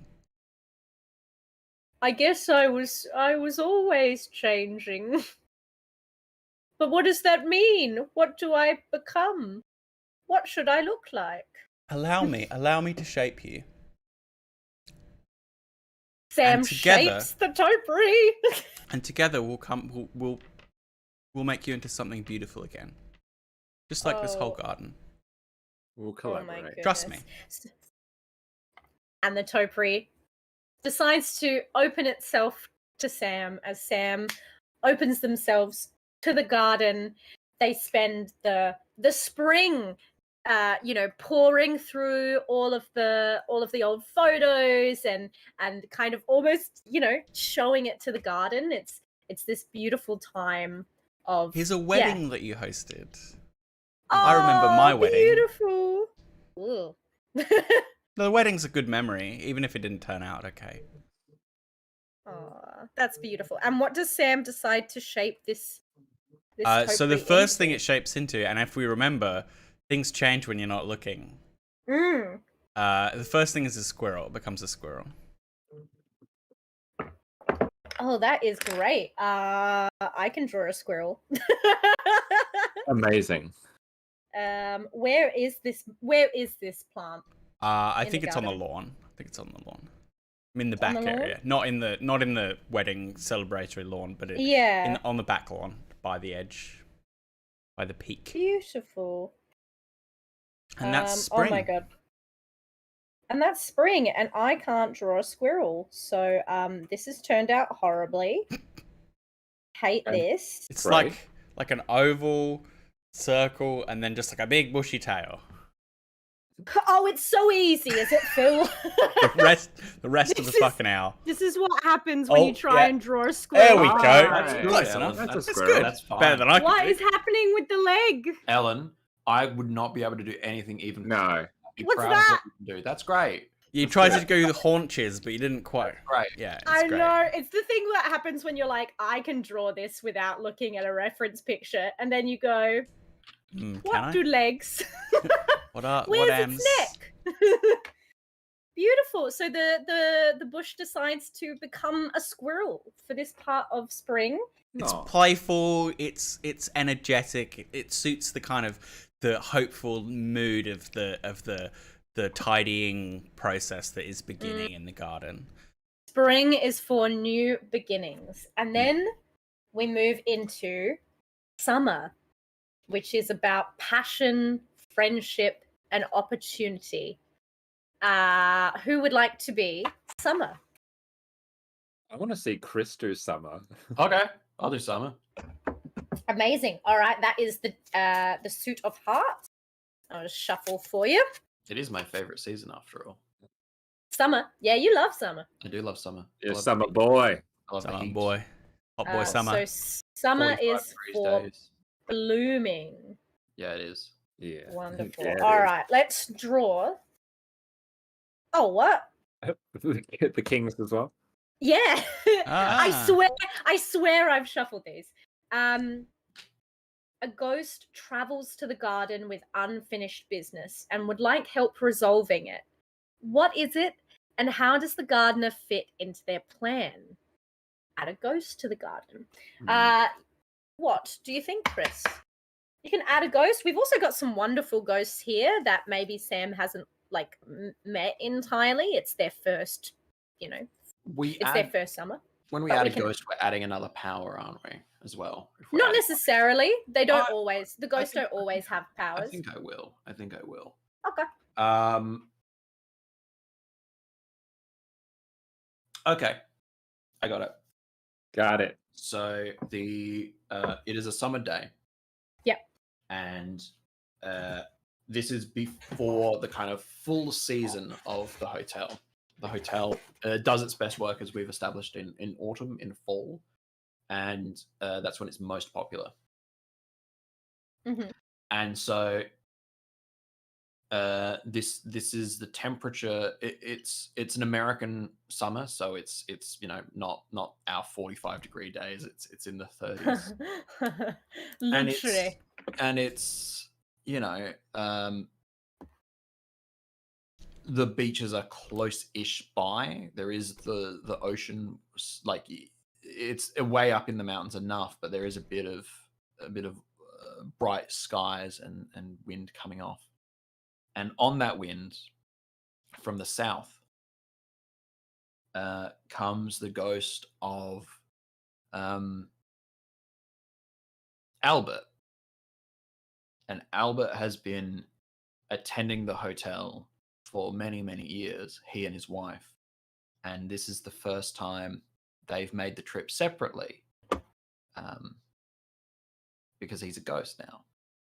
And he needs help getting to his wife, who's down in the lobby. And for the reasons that are known only to the garden, he can't leave the garden. Oh, that's so beautiful. And he used to do all the organizing. Yeah. So that she's trying to check in now on her own, and she's a bit flustered, a bit overwhelmed. And actually, tell you what, I'll add this: she doesn't drive, so she's had to taxi up. Oh, and like they're an elderly couple. Yeah, they're in their 80s. Well, he Albert's was in his 80s, and so how far removed from his death are they? Like, is this the year after his death, and she's still because of the yearly thing? The first time. This is the first time. He died 3 months ago. Yeah. This is she's still in the middle of winter. Plan. Yeah. This is breaking my heart. And so Sam finds what did I name this ghost? Albert. Sam finds Albert immediately upon entering the garden as Albert is trying to leave and can't. Is trying to get through and down into the main hotel and can't. And so says to Sam, I'd like to go. I'd like to very much go downstairs, thank you. Is that... Can I not? And he can't. And how does Sam break the news to him? Is it a kind of gentle scene? I think Sam is worried and tries to... Sam is worried and can't... And actually can't quite... Is the card say that they do resolve it or they try to? Let's have a look. It says, what is it and how does the gardener fit into that? Sorry, they have unfinished business. They would like help resolving it. What is it and how does the gardener fit into their plan? Add a ghost to the garden. It doesn't necessarily say that it is resolved or that it's resolved in the way that the ghost would like or... Okay. Yeah. Sam, the ghost says, so we don't need to resolve it now. The ghost says to Sam, I want her to move here. I want her to move into the hotel. My wife. I want my wife to move into the hotel. I want you to convince her just to move into the hotel. And we'll see if Sam can do that later on. But that's the goal. That's the action. Okay. Yeah. Okay. And so we kind of leaving this floating throughout the next season. Yep. And if it doesn't get resolved, it doesn't get resolved. Cool. And they're played by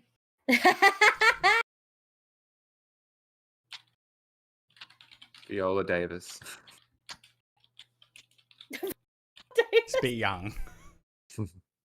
She can age up. It's fine. She can play anything. Once his wife... What's his wife's name? Jennifer. To move into hotel. So Albert and Jennifer. Will Jennifer go home in the fall? Or will she stay? Because Albert can't go back with her. That's right. Yeah. He is played by Jim Belushi. A real ghost. Aged up Jim Belushi. Yeah. Oh my god. And aged up and brought back to life Jim Belushi. Yeah, exactly right. Exactly right. Ghost doesn't have Jim to Belushi's alive. Oh, Jim. Sorry. Who are we thinking of? It's John we were Belushi. thinking of John Belushi. John Belushi. Yeah, Jim Belushi. Dare I say the better Belushi? Oh my god. Sorry, no, that's not fair. Dead. If he's the better Belushi, why is he dead? True. Dang, got him there. Dang. Wow. Yeah. And Albert definitely got married in this garden to Jennifer, didn't he? Yeah, they did. Absolutely. Yeah. That's why. There's a scene. on their first visit, on their very first. Yeah, there it is. There it is. No. Yeah, there it is. I'm about it. Sad. So Is sad. it told in flashback or monologue? Monologue. Yeah. This feels like a Mike Flanagan. Yeah, absolutely.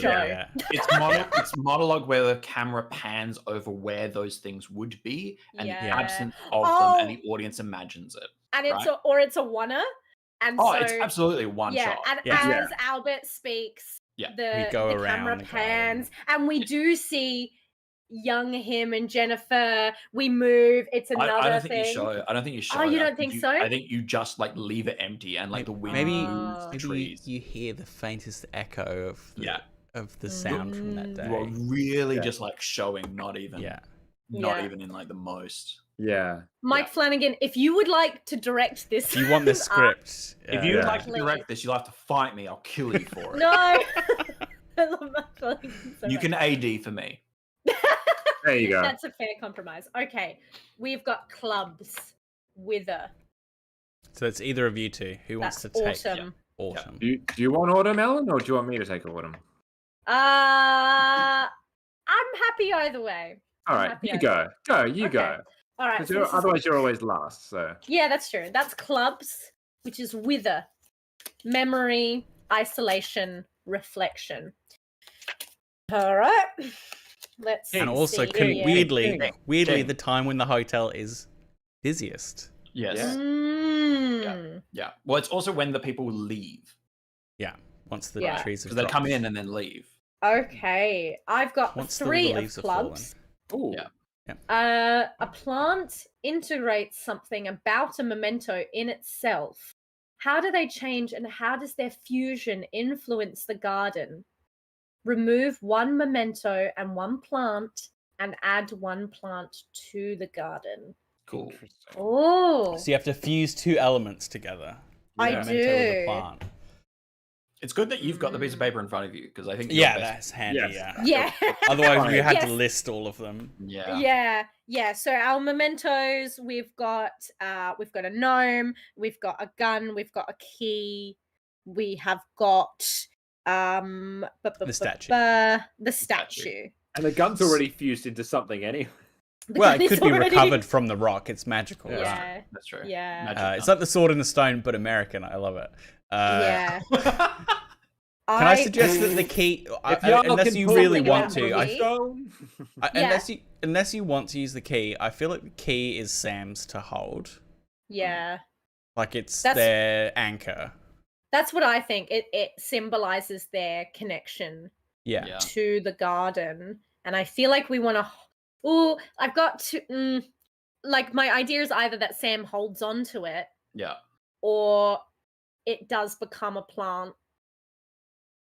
But Sam doesn't feel like the key needs to be left to the next gardener. Enough. Do you know what I mean? Yeah. Does it though?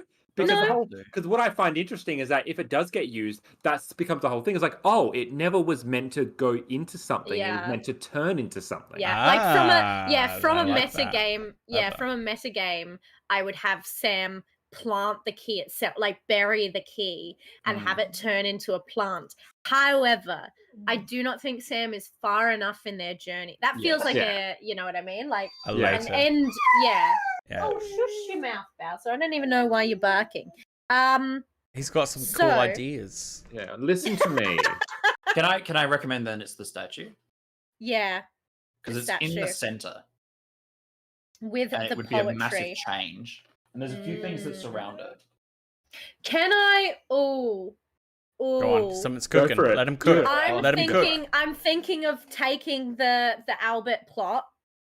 Okay. And I think Jennifer, while the people are leaving, Sam has a conversation with Jennifer, brings her up to the garden, and although shush. Sorry, Bowser's whining. And although Jennifer can't actually see Albert, Sam relays all the things that Albert has wanted to tell her, you know, that he still wants to make plans for her, that he still misses her, even though he shouldn't be able to miss anything. That's that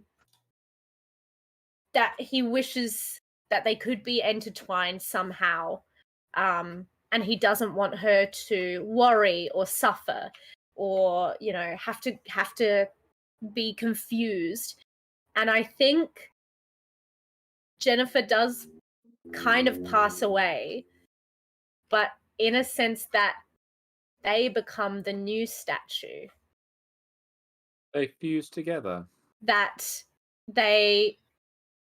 somehow through this kind of like beautiful monologue, Jennifer suddenly is able to, without her glasses, she reads the poetry on the statue, and it was a piece of poetry that Albert included in his vows. Very cool. And she's able to see him again. Mm-hmm. And they realize this is the place that they've been happiest. And instead of the weeping woman, they become the new statue in the middle. I haven't fused it with a plant. You meant to fuse a plant. I like the story, but you haven't fulfilled the card. Ah, fuck. A plant integrates something about a memento in itself. Okay, hang on. I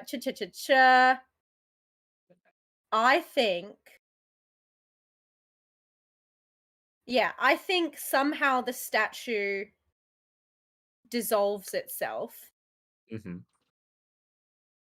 and kind of pours over the edge of the water feature, and each of the Eastern greens, the American greens, the beautiful kind of Christmas things. Yes, the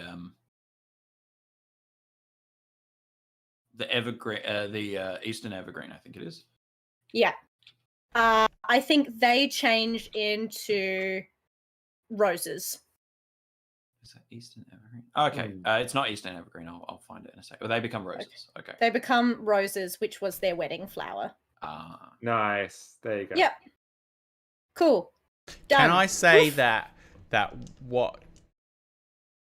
Wintergreen, American wintergreen. So what I think might be nice for that is that she says, "Hey, look, I can't just stay here. Right, this was one very happy moment, and I'm happy to come back here eventually. But for now, I do have to go back. There are other people in my life, right? I have friends and things. But when I come to join you, when I do pass, you've saved me a spot. This is where I'll come. Yeah, that's nice. And I'll come back. I promise I'll come back and be part of the garden with you. Otherwise, it feels like he dies, then she chooses to die with him, which feels... I mean, it's pretty romantic in my mind. But well, it's still romantic. She knows that she's kind of towards the end of her days. Yeah.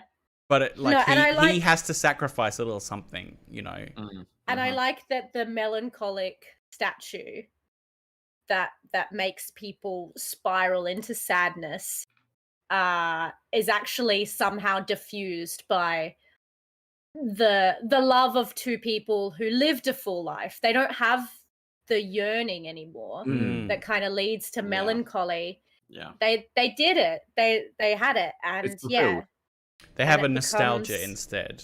They replace it with happy. And it becomes these beautiful kind of half white, half blue roses. Cool. Yeah, and the plinth is now vacant for her to occupy when she finally comes back. Yeah. Next year. Who knows? Right. Okay. Who is next? That's Sean. Hello. You got winter. You have winter, which is for reaping. Do you have like the 3 words like the other season? Death, rot, the unknown. Fuck yeah. All right. Are you ready? I'll be playing the role of Chris for this season. Thank you. It's good to have a brand. Yeah. So let's find what did you pull? Spades. The 10 of spades. Ooh. The gardener decides to create something to try and control a strange happening, and instead it splits off into new ones. Add 3 strange happenings to the garden. Oh, fuck.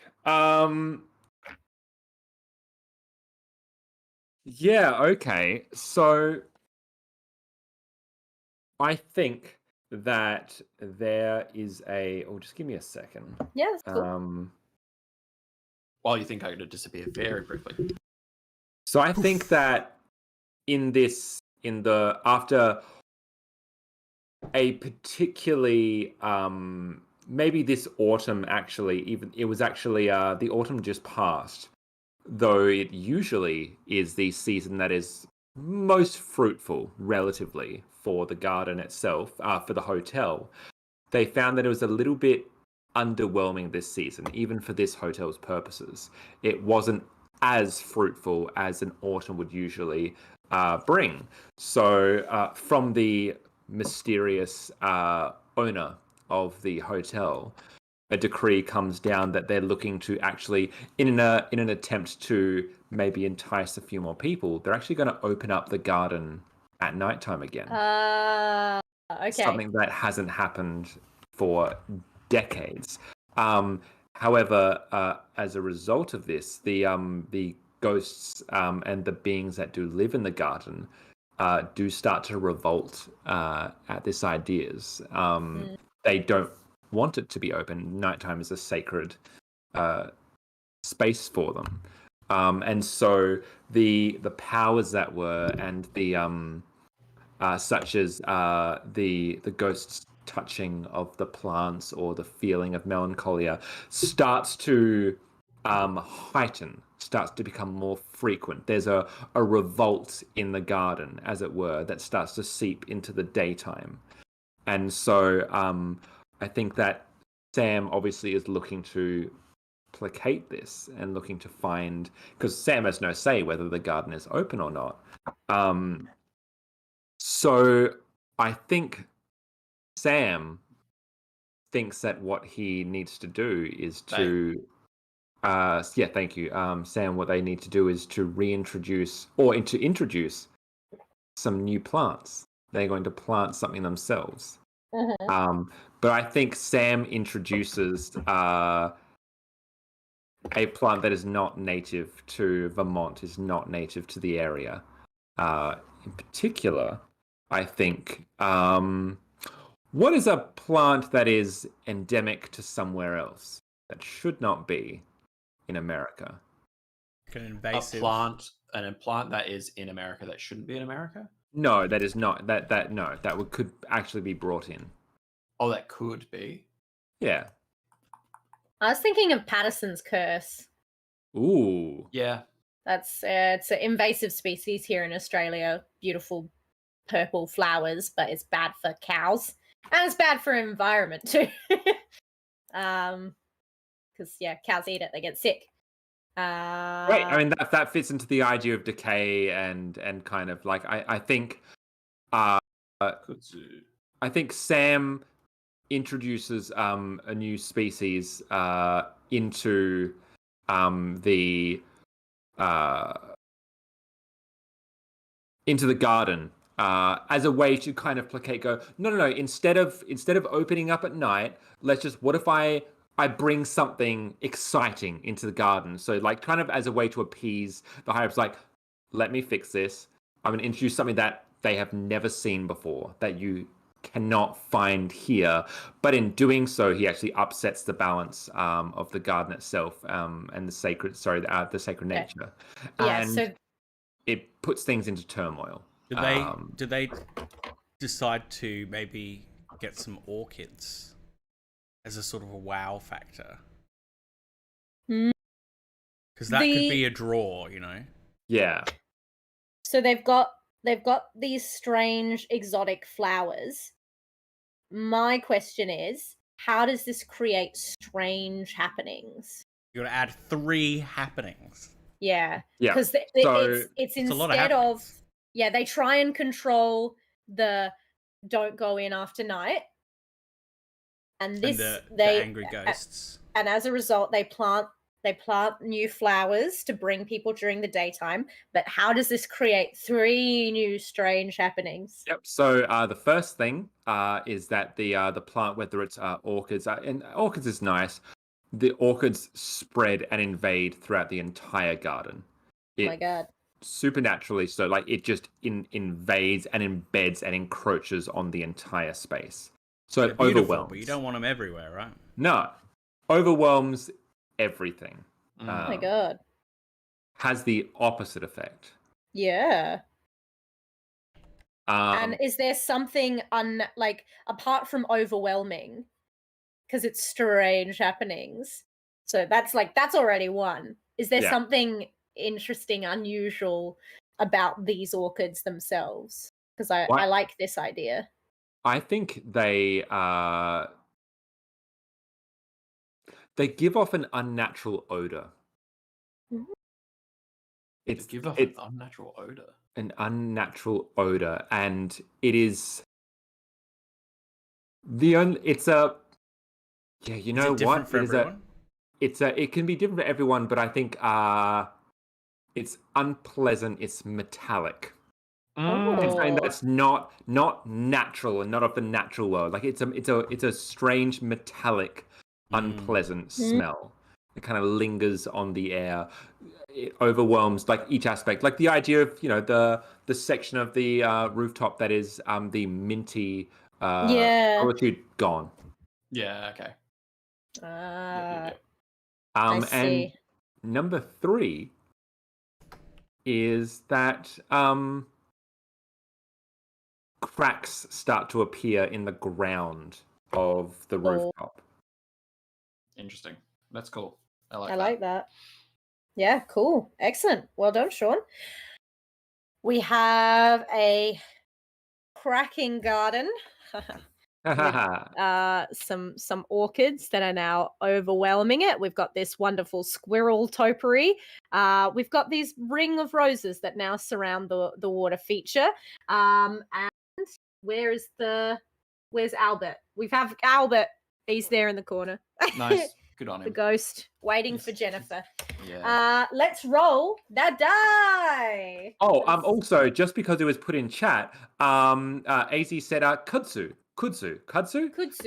It's climbing, coiling, and trailing vines that are native to Asia and a lot of Pacific islands. So that could be nice and that's nice. Its way around. Yeah. Imagine that I drew that and not orchids. Okay. What we were doing 10. I rolled a 3. So 10. Excellent. So that is how many rounds we have left. Or not rounds, but this is going down on the counter. Units remaining. Units of time of Sam's life. Yeah. Great. Back to spring. Who's ready? Are we keeping it with Phil, or does someone else want to jump in for spring? I think I'll take. Yeah, I'll switch it around. Yeah. Let's switch it around. Let's have the. I'll take it. You want to take spring? Great. Spring. Let me sprung. Spring. You want to? Is it for sowing? It's for sowing. Sowing time. Yeah. Determination, courage, and new beginnings. Oh. Okay. Let's see. Are the 4 of diamonds? The gardener is suddenly reminded of one of the reasons they came to the garden. This experience influences how a seed is sown. What effect does the memory have on the plant that grows? Add a plant to the garden. Okay. Adding a plant. Let's add in.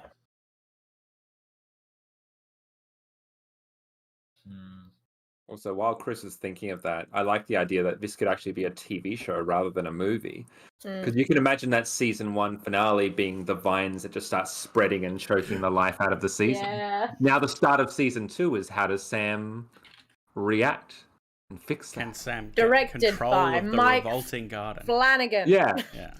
The revolting garden. Okay, I'd like a marsh marigold. Okay. Which is a tiny, small little flower. Yeah.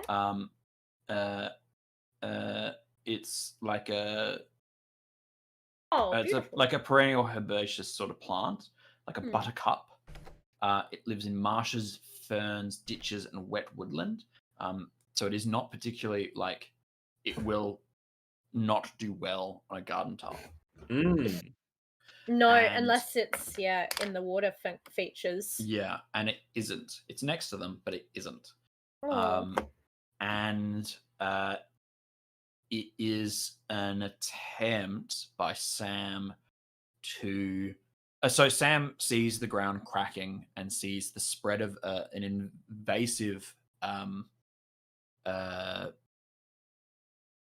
Southeast Asian vine, and tries to cut it back, and it doesn't cut back, and so attempts to put in something as a kind of panic. And I think in this moment, Sam realizes that they're not particularly good gardener.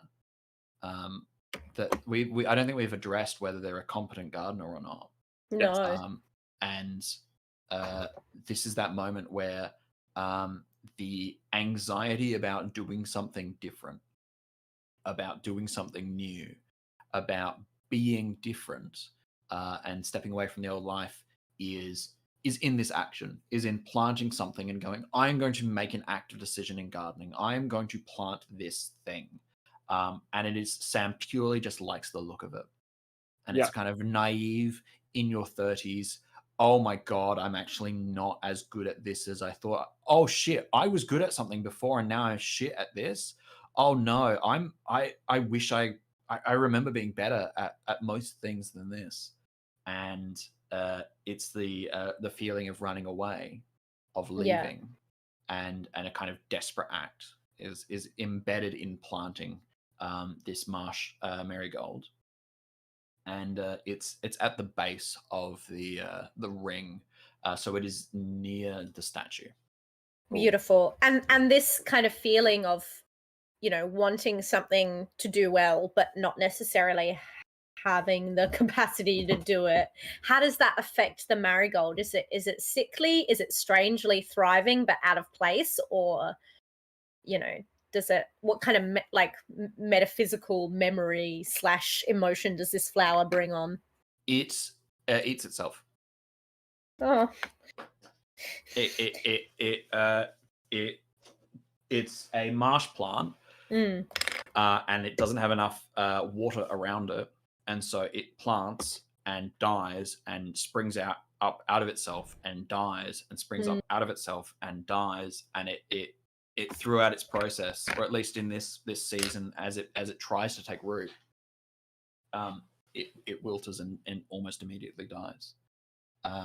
And like it like you can imagine a big like clump of it around like a ring, and there's maybe like only like 2 patches or 3 patches left, where the rest of it has kind of rotted and created like kind of like a swampy kind of marshy effect in the spring. And then they're growing from that, and it's only like there's just not enough water. It's eating itself to survive. It's right out in the elements. It's exposed. It shouldn't be up there. It should be down. It should be beneath a canopy. This is bad gardening, and bit of a crisis for Sam. Sam tried to fix it and made it worse. Yes. Yes. Exactly right. Cool. Yeah. That's my season. Beautiful. Wonderful. That was spring. I could take spring and make it sad. I'll go summer. Great. All right. You have drawn the 8 of Hearts. Hearts is about passion, friendship, opportunity, blooming. One ghost likes to play games and tricks on the others. What prank does it play on the gardener? And which ghost is it? Ooh, I do actually want to play with Agatha. Yeah. She's the poison. The murder victim. The murder victim. Yeah, who poisons patches of the garden. That's right.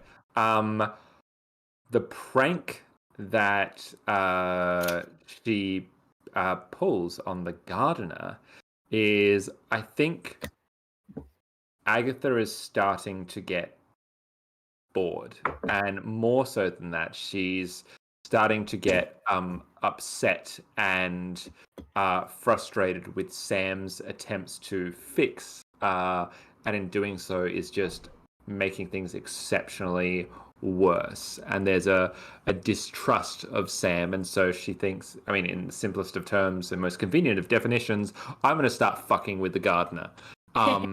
So she turns her attentions and her powers to Sam. And I think that, like, every week or so, she will either touch Sam or touch something on Sam's person, and it just either withers and dies or corrupts. It could be a jacket of Sam's. It's summer, so it wouldn't be.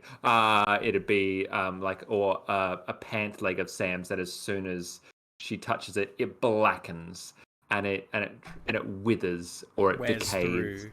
Or it falls apart, or there's a hole in it, and just generally tries to make things inconvenient for Sam. A tool, a shovel, get rusty. It rusts and the head breaks off. And just tries to make things inconvenient and difficult for Sam. Every item of clothing is unraveling and fraying. Despite when it was purchased. The secateurs are suddenly rusty and they won't close. That actually sucks a lot. She is deliberately focused her attention away from the garden and is honed in on the gardener. As a way to give penance to Sam for making wrong choices and decisions and harming her home as a result. I see. Thank you, Sean. Which she is passionate about. That is summer, a summer of frustration. Sam's having a bad year. Sam's having a bad year. Speaking of bad year, who is Autumn? I'll go Autumn. Excellent. So this is about memory, isolation, reflection. This is the Jack of clubs. I've gone too far. There we are. A passerby stops by the garden. What is their attitude towards the gardener? They leave an item with the gardener, either handing it over intentionally or dropping it by accident. What is it and why is it important? And how does it help and hinder the gardener? And this becomes a memento, a new memento for the garden. So nice. A passerby stops by somehow and leaves an item either intentionally or not, and this becomes a new memento for the garden. Well, the garden on the roof of the hotel is take something, leave something, right? So it's autumn. This is actually a lot busier this year, finally. Despite the troubles that Sam is having in the garden, the hotel is doing a bit better this year. There's new faces. And, the garden, despite setbacks, is starting to come back to its former kind of regal, mannered glory, right? Slowly. It's still a lot of struggles. It's been a hard year, but Sam is persistent. And so there are more visitors, and some of those visitors come to the garden, which is kind of new. Last year there weren't that many guests. This year, been working on the garden for a while now. There are more guests, and people are actually starting to come up. So the person who comes up is a young man who is like, "Do you do weddings? You do weddings here?" Because I think, I'm going to pop the question soon. I'm up here for work at the moment, not actually tree peeping, although it is beautiful. And I have some photos I'll show you. I had a really nice one. Looking out from the mountain we hiked up on our day off, and it's not. I swear I took that one. Anyway, yes. Will it be ready for wedding maybe like next year? And so what does he leave behind? Camera. So maybe he's a bit of an amateur photographer. Yeah, he is. So like actual film camera. Yes. No, it's modern times. Digital. He's got an SLR, right? Okay. I think we're going for a bit of digital horror, not horror, but you know what I mean. Like yeah. We're trying to get modern with our. It's modern art for modern people. Yeah. Like our beautiful audience. So yeah, it's an SLR. Yeah.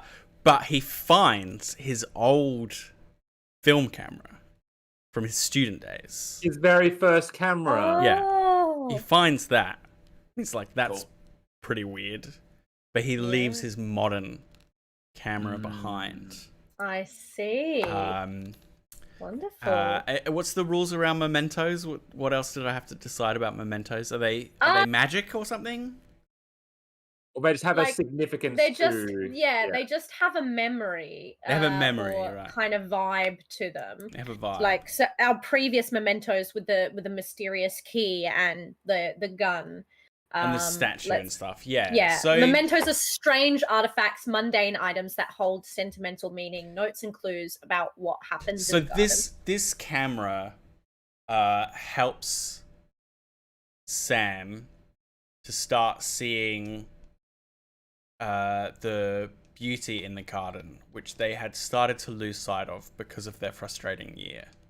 Yeah. But using this camera left behind, it always seems to cut the photos always just seem to come out like in this really pleasing way, and through that lens, I get it. Sam starts to see the potential beauty here, and what they're starting to do is they're trying to come to a synthesis between the formal, like rigid elements of the garden and the looser, kind of more native, more natural elements of it, which is something they have yet to reconcile. And that's one of the reasons they've been struggling. Beautiful. So now we have a camera that captures the beauty of the garden. And that makes Sam kind of try and realign their perspective after a few tough seasons. Okay, now we're on to winter. That is me. Time for reaping. Do a bit of reaping, bit of sowing. Did we draw this last time? The king? No. No, I don't think so. Not for autumn, no. No. Not for winter. For winter. Winter, sorry. Yeah. Yeah, we did it for the first two. Yes. The gardener finds they are called to action from some higher power. What is it asking them to do? How do they navigate what it's asking of them? Add a strange happening to the garden. Yeah, so this is the main thing of season 2, right? Yeah, it's finally the higher power is getting more involved and it's making itself known. The deeper mystery is revealed. Oh, the garden has a I feel feel like purpose. I feel like the higher power has to be like the garden itself. Mm-hmm. Could be like, the hotel. I was going to say, could like the mysterious owner.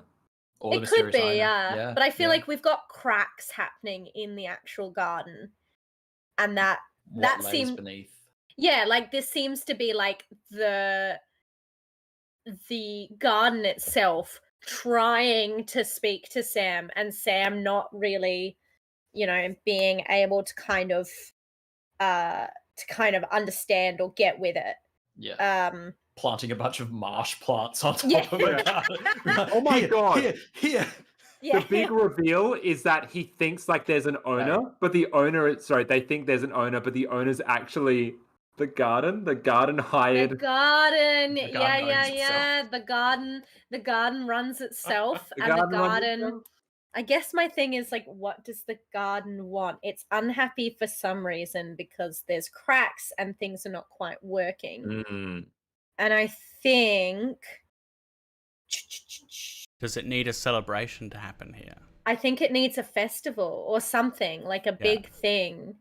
Sam can't just keep it to themselves. Yeah. Sam has to eventually open the garden again to life, to festival, to celebration, maybe. I think, they're looking to actively go out of their way to do it. Yeah, Can't just let it happen passively. They're taking pictures with this camera and they realize like, oh, the cracks are not there through the viewfinder, huh? Like, that's weird. And the more they start looking through the camera, they see people, they see faces, they see the garden like vibrant and verdant and full of life and packed with people. And they kind of go, oh fuck, I think it's all kind of coming together. And that means I need a strange happening. Currently, yeah. So I wonder if Sam struggles with happening to people the as well, and is like a little bit introverted in that. Socially awkward. Yeah, that idea kind of scares them. Yeah. I think it's like they cry, go out, and it's the montage thing of them, putting up posters and beginning to reach out to the kind of community around them, talking to people and, passing out flyers and blah, blah, blah for this big event. Yeah. They're gonna, kind of not grand opening of the garden, but it's going to be like a day where people all around are invited to kind of come up. And I think what happens, the strange happening, is that despite it being winter, when everyone gets there, the mood of the people affects the plants and everything. So as people kind of slowly start to trickle in, Sam's like a bit worried and apprehensive of like, oh my gosh, maybe this doesn't work. But like more and more and more people come, and maybe Jennifer brings the rest of their family, the rest of her family, all the daughters and sons and grandchildren and whatnot, and there's a big gaggle of people because of how Sam helped them out. So it's like a huge, like, they were nervous, and now suddenly there's a huge influx, and the more and more people come up to this garden, the more and more the plants slowly begin to bloom and come back to life. And it's like the strange happening is that now the flowers and plants and bushes take on the moods of the people in the garden. So when they're full and happy like this, suddenly things come into flower. Maybe that's what was needed to fight back the orchids. And that's the end of season 2. That's what was needed to fight back the orchids and the vines and stuff. Is that going to persist going forward, Ellen? I believe so. Cool. Yeah. So the invasiveness, that stuff was a reflection actually of Sam all along. Yeah. And so so the feelings of the people in the space will always affect the plant life. Yeah. That's the strange thing. Yeah. And that's the end of season 2, baby. Yeah. We roll the dice. All right. And maybe like at the end they meet at this big reunion. Maybe they meet someone. We'll see what Lindsay has. Sly dog. Okay. I know. Generally, we would roll Ellen, but I feel like given our time, we'd probably only get one round left. Yeah. I was gonna say we're only down to 3 on the. Because I know we wouldn't get more than one round done. No. And I think we and get 3 seasons. In terms of 3 seasons, you think? I think we can get. I think we get one more round. We get one more, but then after Sam's dying. Yeah. Yes. Yeah, that's what I mean. We've got 3 years worth. Yeah. Great. Yes. 3 years worth. 3 seasons of a TV. 3 seasons of a show. Got you. Yeah. All right. So it's back to summer. Spring. Diamonds. Spring. Diamonds. Who's up? I haven't taken spring yet. Go for it. Let's do it. All right. Spring, about sowing, determination, courage, and new beginnings. We're not getting renewed after this. The rumors we're not getting. This is our final season. Yeah, so we get to go crazy for season 3 because we get to put 5 seasons worth of ideas in one season. A ghost can't leave a certain plant alone. How are they linked? Does the ghost know something they aren't telling the gardener, or are they acting on instinct or impulse? Oh, okay. Can you? What are some of the plants that we haven't quite touched yet, or interact? There's also ghosts we haven't touched. We have the gunsmith. It's not been touched. Yeah, John. And the fish. And John fish, and Friend have not been really touched upon. And in terms of plants, we have the green maiden ferns that grow over the rock formation. We have the. Good, let's use that. Yep, cool, great. Right. So I think, and I'm gonna be sneaky, and Okay. actually, you know what? I think because the way the garden's set out is so the koi's in the pond, which is by the statue in the middle. Is that correct? Yeah, it is a goldfish, but you're not going to be able to tell that from this drawing. Yeah. And where is the rock formation in the same area? It's Yeah, just the rock- it's above. It's here. Yeah. It's like the native garden, above. Yeah. Is there a water section where the rocks are as well? It kind of flows underneath. Again, I couldn't draw this. And is all that I think so. What has happened is that the fish, which heretofore has always been localized and in the little pond that's by the statue, it has never moved from that spot. It is always it is a fixture of that point. As we start the new year, Sam, they are in their garden and they're tending. It's a new season, it's a new year. There is reinvigoration and there's a new sense of purpose. Finds that the fish is missing. Can't find the fish in its usual spot. And so they traverse through the entirety of the garden, just trying to find out where it's a fucking fish. It can't have gone far. It's a ghost fish. Yeah, it's a ghost fish. To themselves. And Sam, they eventually find the fish in the pool by the rock formation, just a bit north, and it's swimming there, and it's weirdly kind of trying to point and try and like draw attention to this rock formation. And Sam, they look into the pool itself or that body of water, and then as they kind of like look into the rocks that are there, they see something poking out of the rock itself, and as they venture in and they pull out, it's the key, and they reach into their pocket, and the key's not in their jacket pocket anymore, and this fish is drawing attention to the rock formation and this key. There's something about the rock formation of this garden that is linked to the key itself. There's no conventional keyhole, but something is significant and important, which draws attention to 2 years ago when the key was given to them. I knew they were going to get back to the key eventually. Didn't I say? Knew it. I suspected the rock. I always suspected the rock. I always said that. Reddit has been blowing up with all of this. But I'm not going to answer what that is. Maybe we'll find out this year. But I think that the cliffhanger of this particular episode is we finally know that the key has something to do with the formation. With the little native landscaping area. Fun. And this is where the goldfish now lives. It's right around. And the goldfish now lives in the water here. Under the ferns in the water. Under the ferns. Sorry. Ooh, we just got we're in season 3. We need to unravel here. the mystery now. The rain just started coming down here. It's very atmospheric. I think that's enough for me. Yeah, wonderful. Thank you very much. I'll take Sean. summer. Summer, hearts, bloom, passion, friendship, and opportunity. 5 of hearts. Let's see what you got. The gardener has a vision or a dream. What do they see, and what happens in the garden as a consequence or in consequence?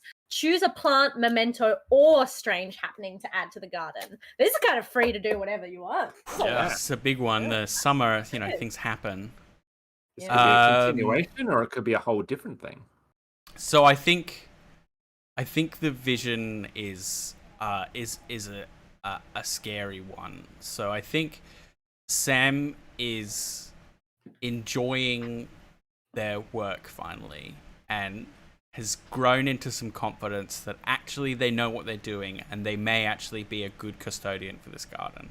And it's starting to result in things, and things are happening. They start to feel like they know the ghosts and the rules of the garden.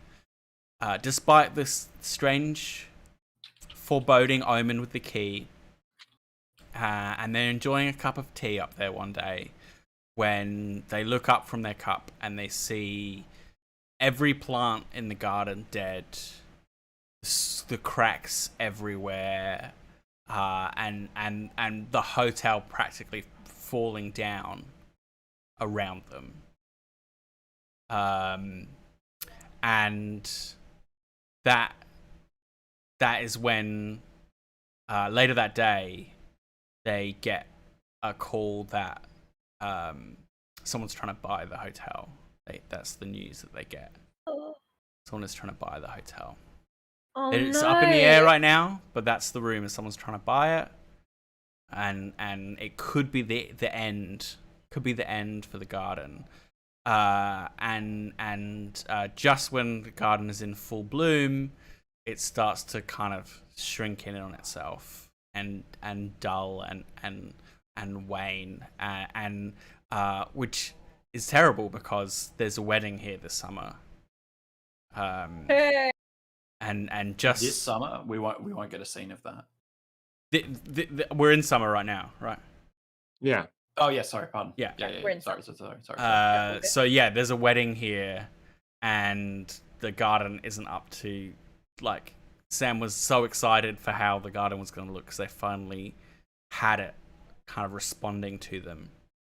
But now the garden is afraid, and it kind of blunts the happiness of the wedding. The people who come don't notice. They're like, oh, it was amazing, garden's beautiful. But Sam can tell that, like, something is wrong, and the garden is afraid, and the garden is kind of losing its vibrancy as the threat of the end comes. Yeah, I guess to them, the garden to them is bright and blooming, but Sam knows it's different. It's different. It's different, and that's the happening. That's what it is. It's a retreating, a dying. Oh wow. Yeah. Dang. We've got to raise the stakes for season 3. Might be the last season. Yeah. It's the last season. That's what I consciously said that, like, the hotel might get bought, the garden might die. Like, what's the secret of the rock? Will the hotel get bought? Will Sam have a job after this year? Get in the comments. That means we are up to autumn withering. Chris, would you like to take it? Would you like me to take it? I'd take it. I'd love to take winter. I know you haven't done winter yet. I haven't taken winter yet. No. Yeah. Excellent. All right. Well, and I got to be the finale. Wonderful. Yeah, we've hired Chris to write the season finale. May I? I'm the fucking Futurama guy. I'm Ken Keeler. I'm the Ken Keeler. Okay. For sad stories. I have the 3 of clubs. 3 of clubs. Oh, what? That's the same one. I want to change. Change. Okay. Can't have the same one twice. A plant appears overnight. Where did it come from? Why has it appeared now? I think... Okay, so we know that the key is acting hinky in the rock formation, right? Or it appeared there. There's something... The key has something to do with the rock formation. Yeah. Could it be the key to saving the garden and the hotel? Yeah, I think a plant appears that is essentially moss has grown. If you Sam parts the green maiden hair on the rock formation, and on the stone itself is moss. The moss that has shaped itself. There is a tiny there are bits missing in the middle. Sam realizes it's the shape of the key. And I kind of just want to leave it there. I feel like that is open. Like, that's the whole thing. Like, the whole autumn is this stress of Sam looking for maybe to pack up their things and go on to the next avenue of life, and just really kind of spending a lot of time in melancholy and sadness with this garden they've grown to love. You know, splashing the Fwend ghost, and you know, kind of tending to the dead patches, even though they know that's Agatha's doing. And then just for one day they see like a kind of strange, you know, glinting around the rock formation, and it leads them to find this key-shaped hole in this new mossy patch. Does that mean that in autumn does the news officially break that the hotel has been sold? Yes, and that's why that means that I wasn't sorry, I didn't make that concrete. Yeah, the hotel is being sold. And it probably will not remain a hotel. It will be the facade, nothing will be kept. It's that awful thing of having a job, you know, it goes to the end of this time, and after that it's up to you. Yeah. And the place won't remain either. So there you go, Chris. I feel like that's a big enough cliffhanger. I can do we are up to winter. That's you, Chris. That's okay. Before we pull the card, yeah. Does this mean this is the scene where Sam passes, or after I pull the card, does Sam pass? It's. I don't think it's made specific. I think because at the end of winter that's when the person generally rolls the die. Yeah. Okay, I got it. So I guess you have a full winter before Sam dies. I got ideas. Cool. I think. I mean, if you can fit it into it, I think that works too. Yeah. I think that's perfect. That makes it easier, actually. Yeah. Great. Yeah. All right. So we have got the 4 of clubs. What's that? So Sam, Chris, the showrunner, has come to you and be like, right, you can write the finale, but these are the parameters that we need to give you, and they're about to give you a list. Sam, you must include this. Die. Sam has to die. There's a key that's turned into moss. There's a fish ghost. There's a gunsmith ghost. A hotel's being sold. There's a camera. I like the idea that if we haven't touched the gunsmith ghost, they've just been like a comic relief in the background of episodes. Can I tell you what it is? It's season 2 of Twin Peaks, and it's the log lady introducing the episodes. Yeah, great. Yeah, it's in a David Lynchian sort of like, well, I tell you, Sam on the last episode, and it's said in such a strange way. Yeah, it's such an odd strange fucking and thing. Stilted, but really dynamic and compelling. Yeah, that's incredible. So the 4 of clubs. Let me know if this works for you, Chris. If not, I'm happy to redraw. I can make it work. The gardener is suddenly reminded of a great loss from their past. This experience influences how a seed is sown. What effect does the memory have on the plant that grows? Add a plant to the garden. A failed marriage. Okay. Here's how we go. Let's do it. Take us away, Chris. So we have the scene is a cold winter's evening. It's not quite night, but it's in that twilight moment. The few evergreens that are in the garden have their leaves, but for the most part, most of it is cracked or dying. It was lucky in the summer that the family that came to become married and get together didn't see what Sam saw. And in a way that's true, because people see most about themselves. We often don't see what's actually there. And in that way, Sam is more like this garden than they are themselves. They can see the garden's flaws just like they can see their own flaws, their inability to find friends or companionship or to start new romances. The fact that all of their interactions through the garden with other people at this place are all about marriages. and not about anyone else. Not about their own marriages, not about their own loves, not about their own friends, or trying to form this. And in the way that the garden serves Sam serves others as a kind of, at least they see themselves as a kind of cautionary tale that don't do marriage wrong, otherwise you end up twisted and broken like me. Mm. And those aren't the thoughts that are true, but those are the thoughts that come at night. And these are the thoughts that occupy Sam's mind as they are pruning the rose that Ellen, you had earlier on, that the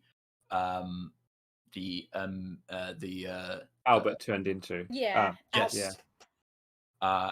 And it's in that moment that Sam cuts their thumb on a rose, the thorn of a rose.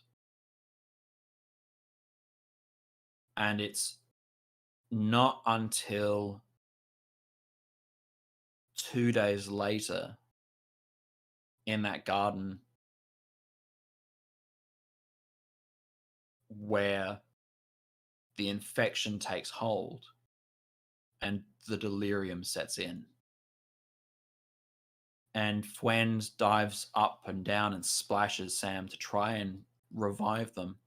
But the cold, the lonely, the cut, the infection that is running through from contaminated soil launches right into the nodes, under the armpit, and spreads throughout the body unbeknownst. And it's in those moments, it's in that cold day where Sam lies down next to the person who's always been there, the gunsmith, lies down next to them in the water. And they open their mouth and they look at them and they say, I don't want this place to go. I don't want this place to be taken. And John, the gunsmith, turns and says, we can't control what happens to us. We can't control anything.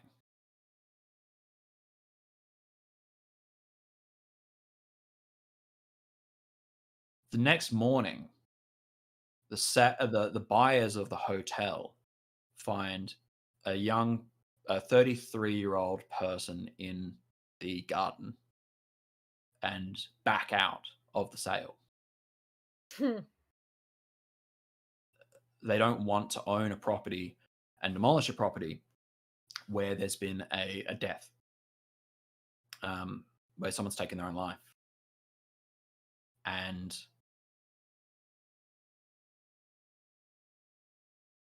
Sam looks around to the gardener that came before and the gardeners that have come before and says, I thought I was supposed to change. Thought I was supposed to be different. And the gardener that came before says, you are. And sometimes that's not good or bad. Sometimes that change is death. And that's okay.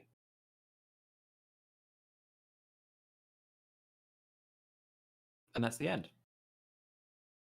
Yay! Directed by. I'm jumping on the Reddit and being like, what was the rock formation? What was the key?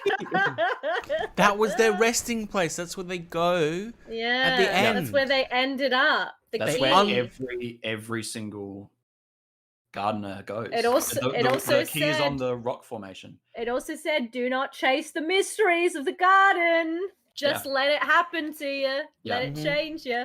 Yeah. It's like a metaphor and shit. I love it. Yeah. And that's really beautiful. Yeah. And we maybe there's like, you don't see a person, but you see someone opening like an envelope at the end with like an invitation to the garden, maybe a key inside. A key, It's a story about how you need to change yourself. You can't fix yourself by fixing other people.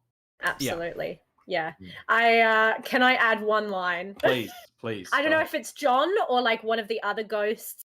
I imagine someone has to be a southern gentleman in the garden. Yeah. And I think in the conversation where Sam's like, I thought I was meant to, meant to change things, and I don't want it to be over. And John is like, says that beautiful sentiment you said, Chris, of, sometime you can't control things, but we sure made one pretty damn garden. Nice. We sure made a pretty picture. Yeah. And like, they look out at this beautiful garden. Yeah. And maybe that's the season. That's the end. That's the end. And can we have like, there was so many things that were left unanswered, and the director goes like, or the showrunner's like, yeah, that's sort of the point. Like, that's the message of it. Is things remain unchanged, and some things are eternal, and you need to forget. That director was J.J. Abrams. And everyone high five. And then a week later, they greenlit the spin-off series with the Southern Gentleman. It's John. Yeah. And it's not as good. And it's so tonally different from this beautiful kind of melancholy, somber thing. It's like way more faster paced and like more. Also, takes him out of the garden. It's John, but just if you've never seen him, out of the garden. It's John's prequel story, and it fucking ruins everything because it's like all of the questions nobody had. And the OG fans fucking hate it. Yeah, they hate it he's not even Southern in the prequel series either. Like they cast a different actor and like, don't do the Southern accent. Don't do the accent. Don't do the accent. Are these things even linked? Why are they in the same universe? Like, I don't understand.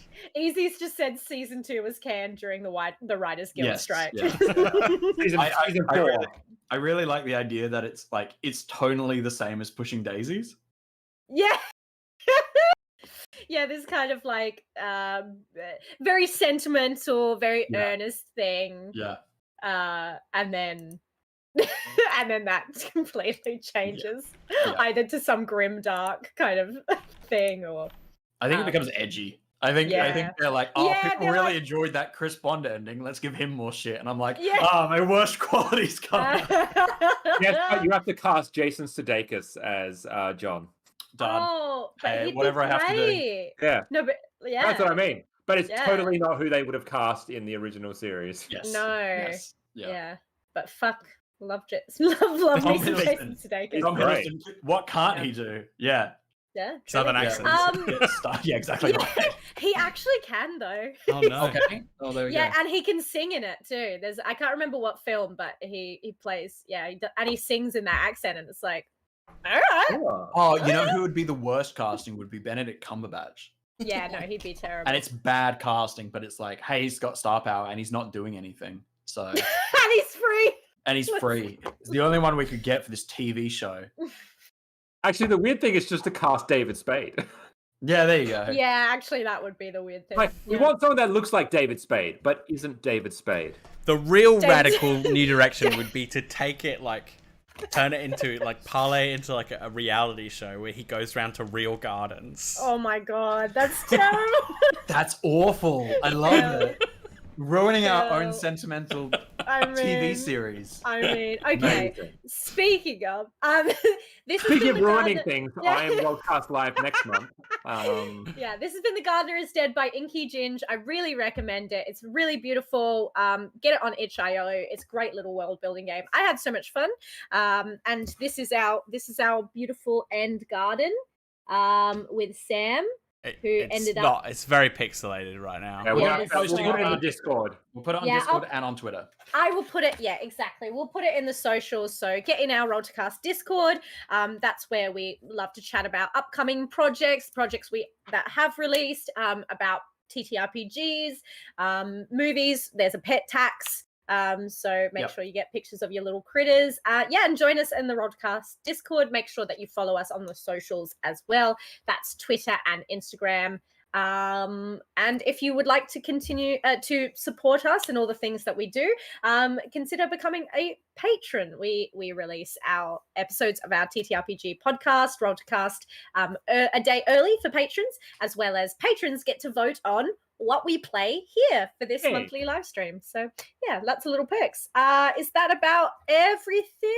Sean will be doing the next one. Yeah, keep on the Discord, and we'll obviously put it on social media, because it might not. I'll just flag it for our crew, but also for the audience, that it might not end up being the end of June, because the end of June is probably us recording the ending of season 9 of our podcast Rolltocast.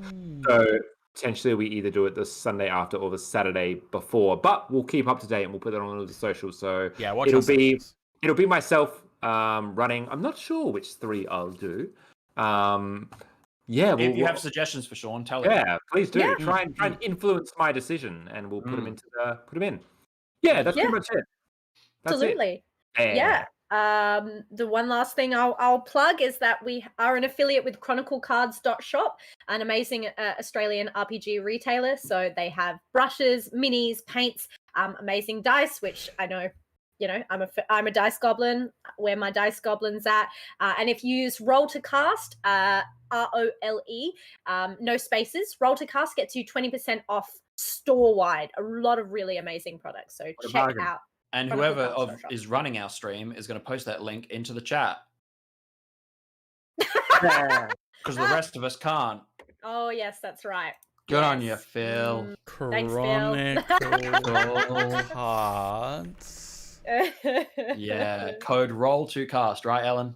Yes, that's right. Rolltocast, no spaces. Look at that. They have awesome brushes. They're so good. I love them so much. Phil has some, and they're very good. Yeah, I have some dice. Thank you to our Patreon people. Patreon people, keep supporting and keep watching, because we're going to be making a few updates there. Don't worry, nothing stressful. We're not taking anything away. In fact, we might be giving more. Be aware that there are some changes coming to the Patreon. So keep abreast of that, and you'll be getting some stuff pretty soon, including but not limited to our live shows that we did in the Adelaide Fringe. You'll be able to Rolltocast live. You'll be able to access all of the video and audio from those shows, and check them out soon enough. I think they're coming out this week, aren't they, Phil? The first one will drop this week. Yeah. Fantastic. Hell yeah. Yeah. Cool. Wonderful. And the picture has just been posted in the Discord of this garden. So get in there, people. Get in there. Comment. All right, we gotta go. All right, everyone. Bye. Even Bax is getting it.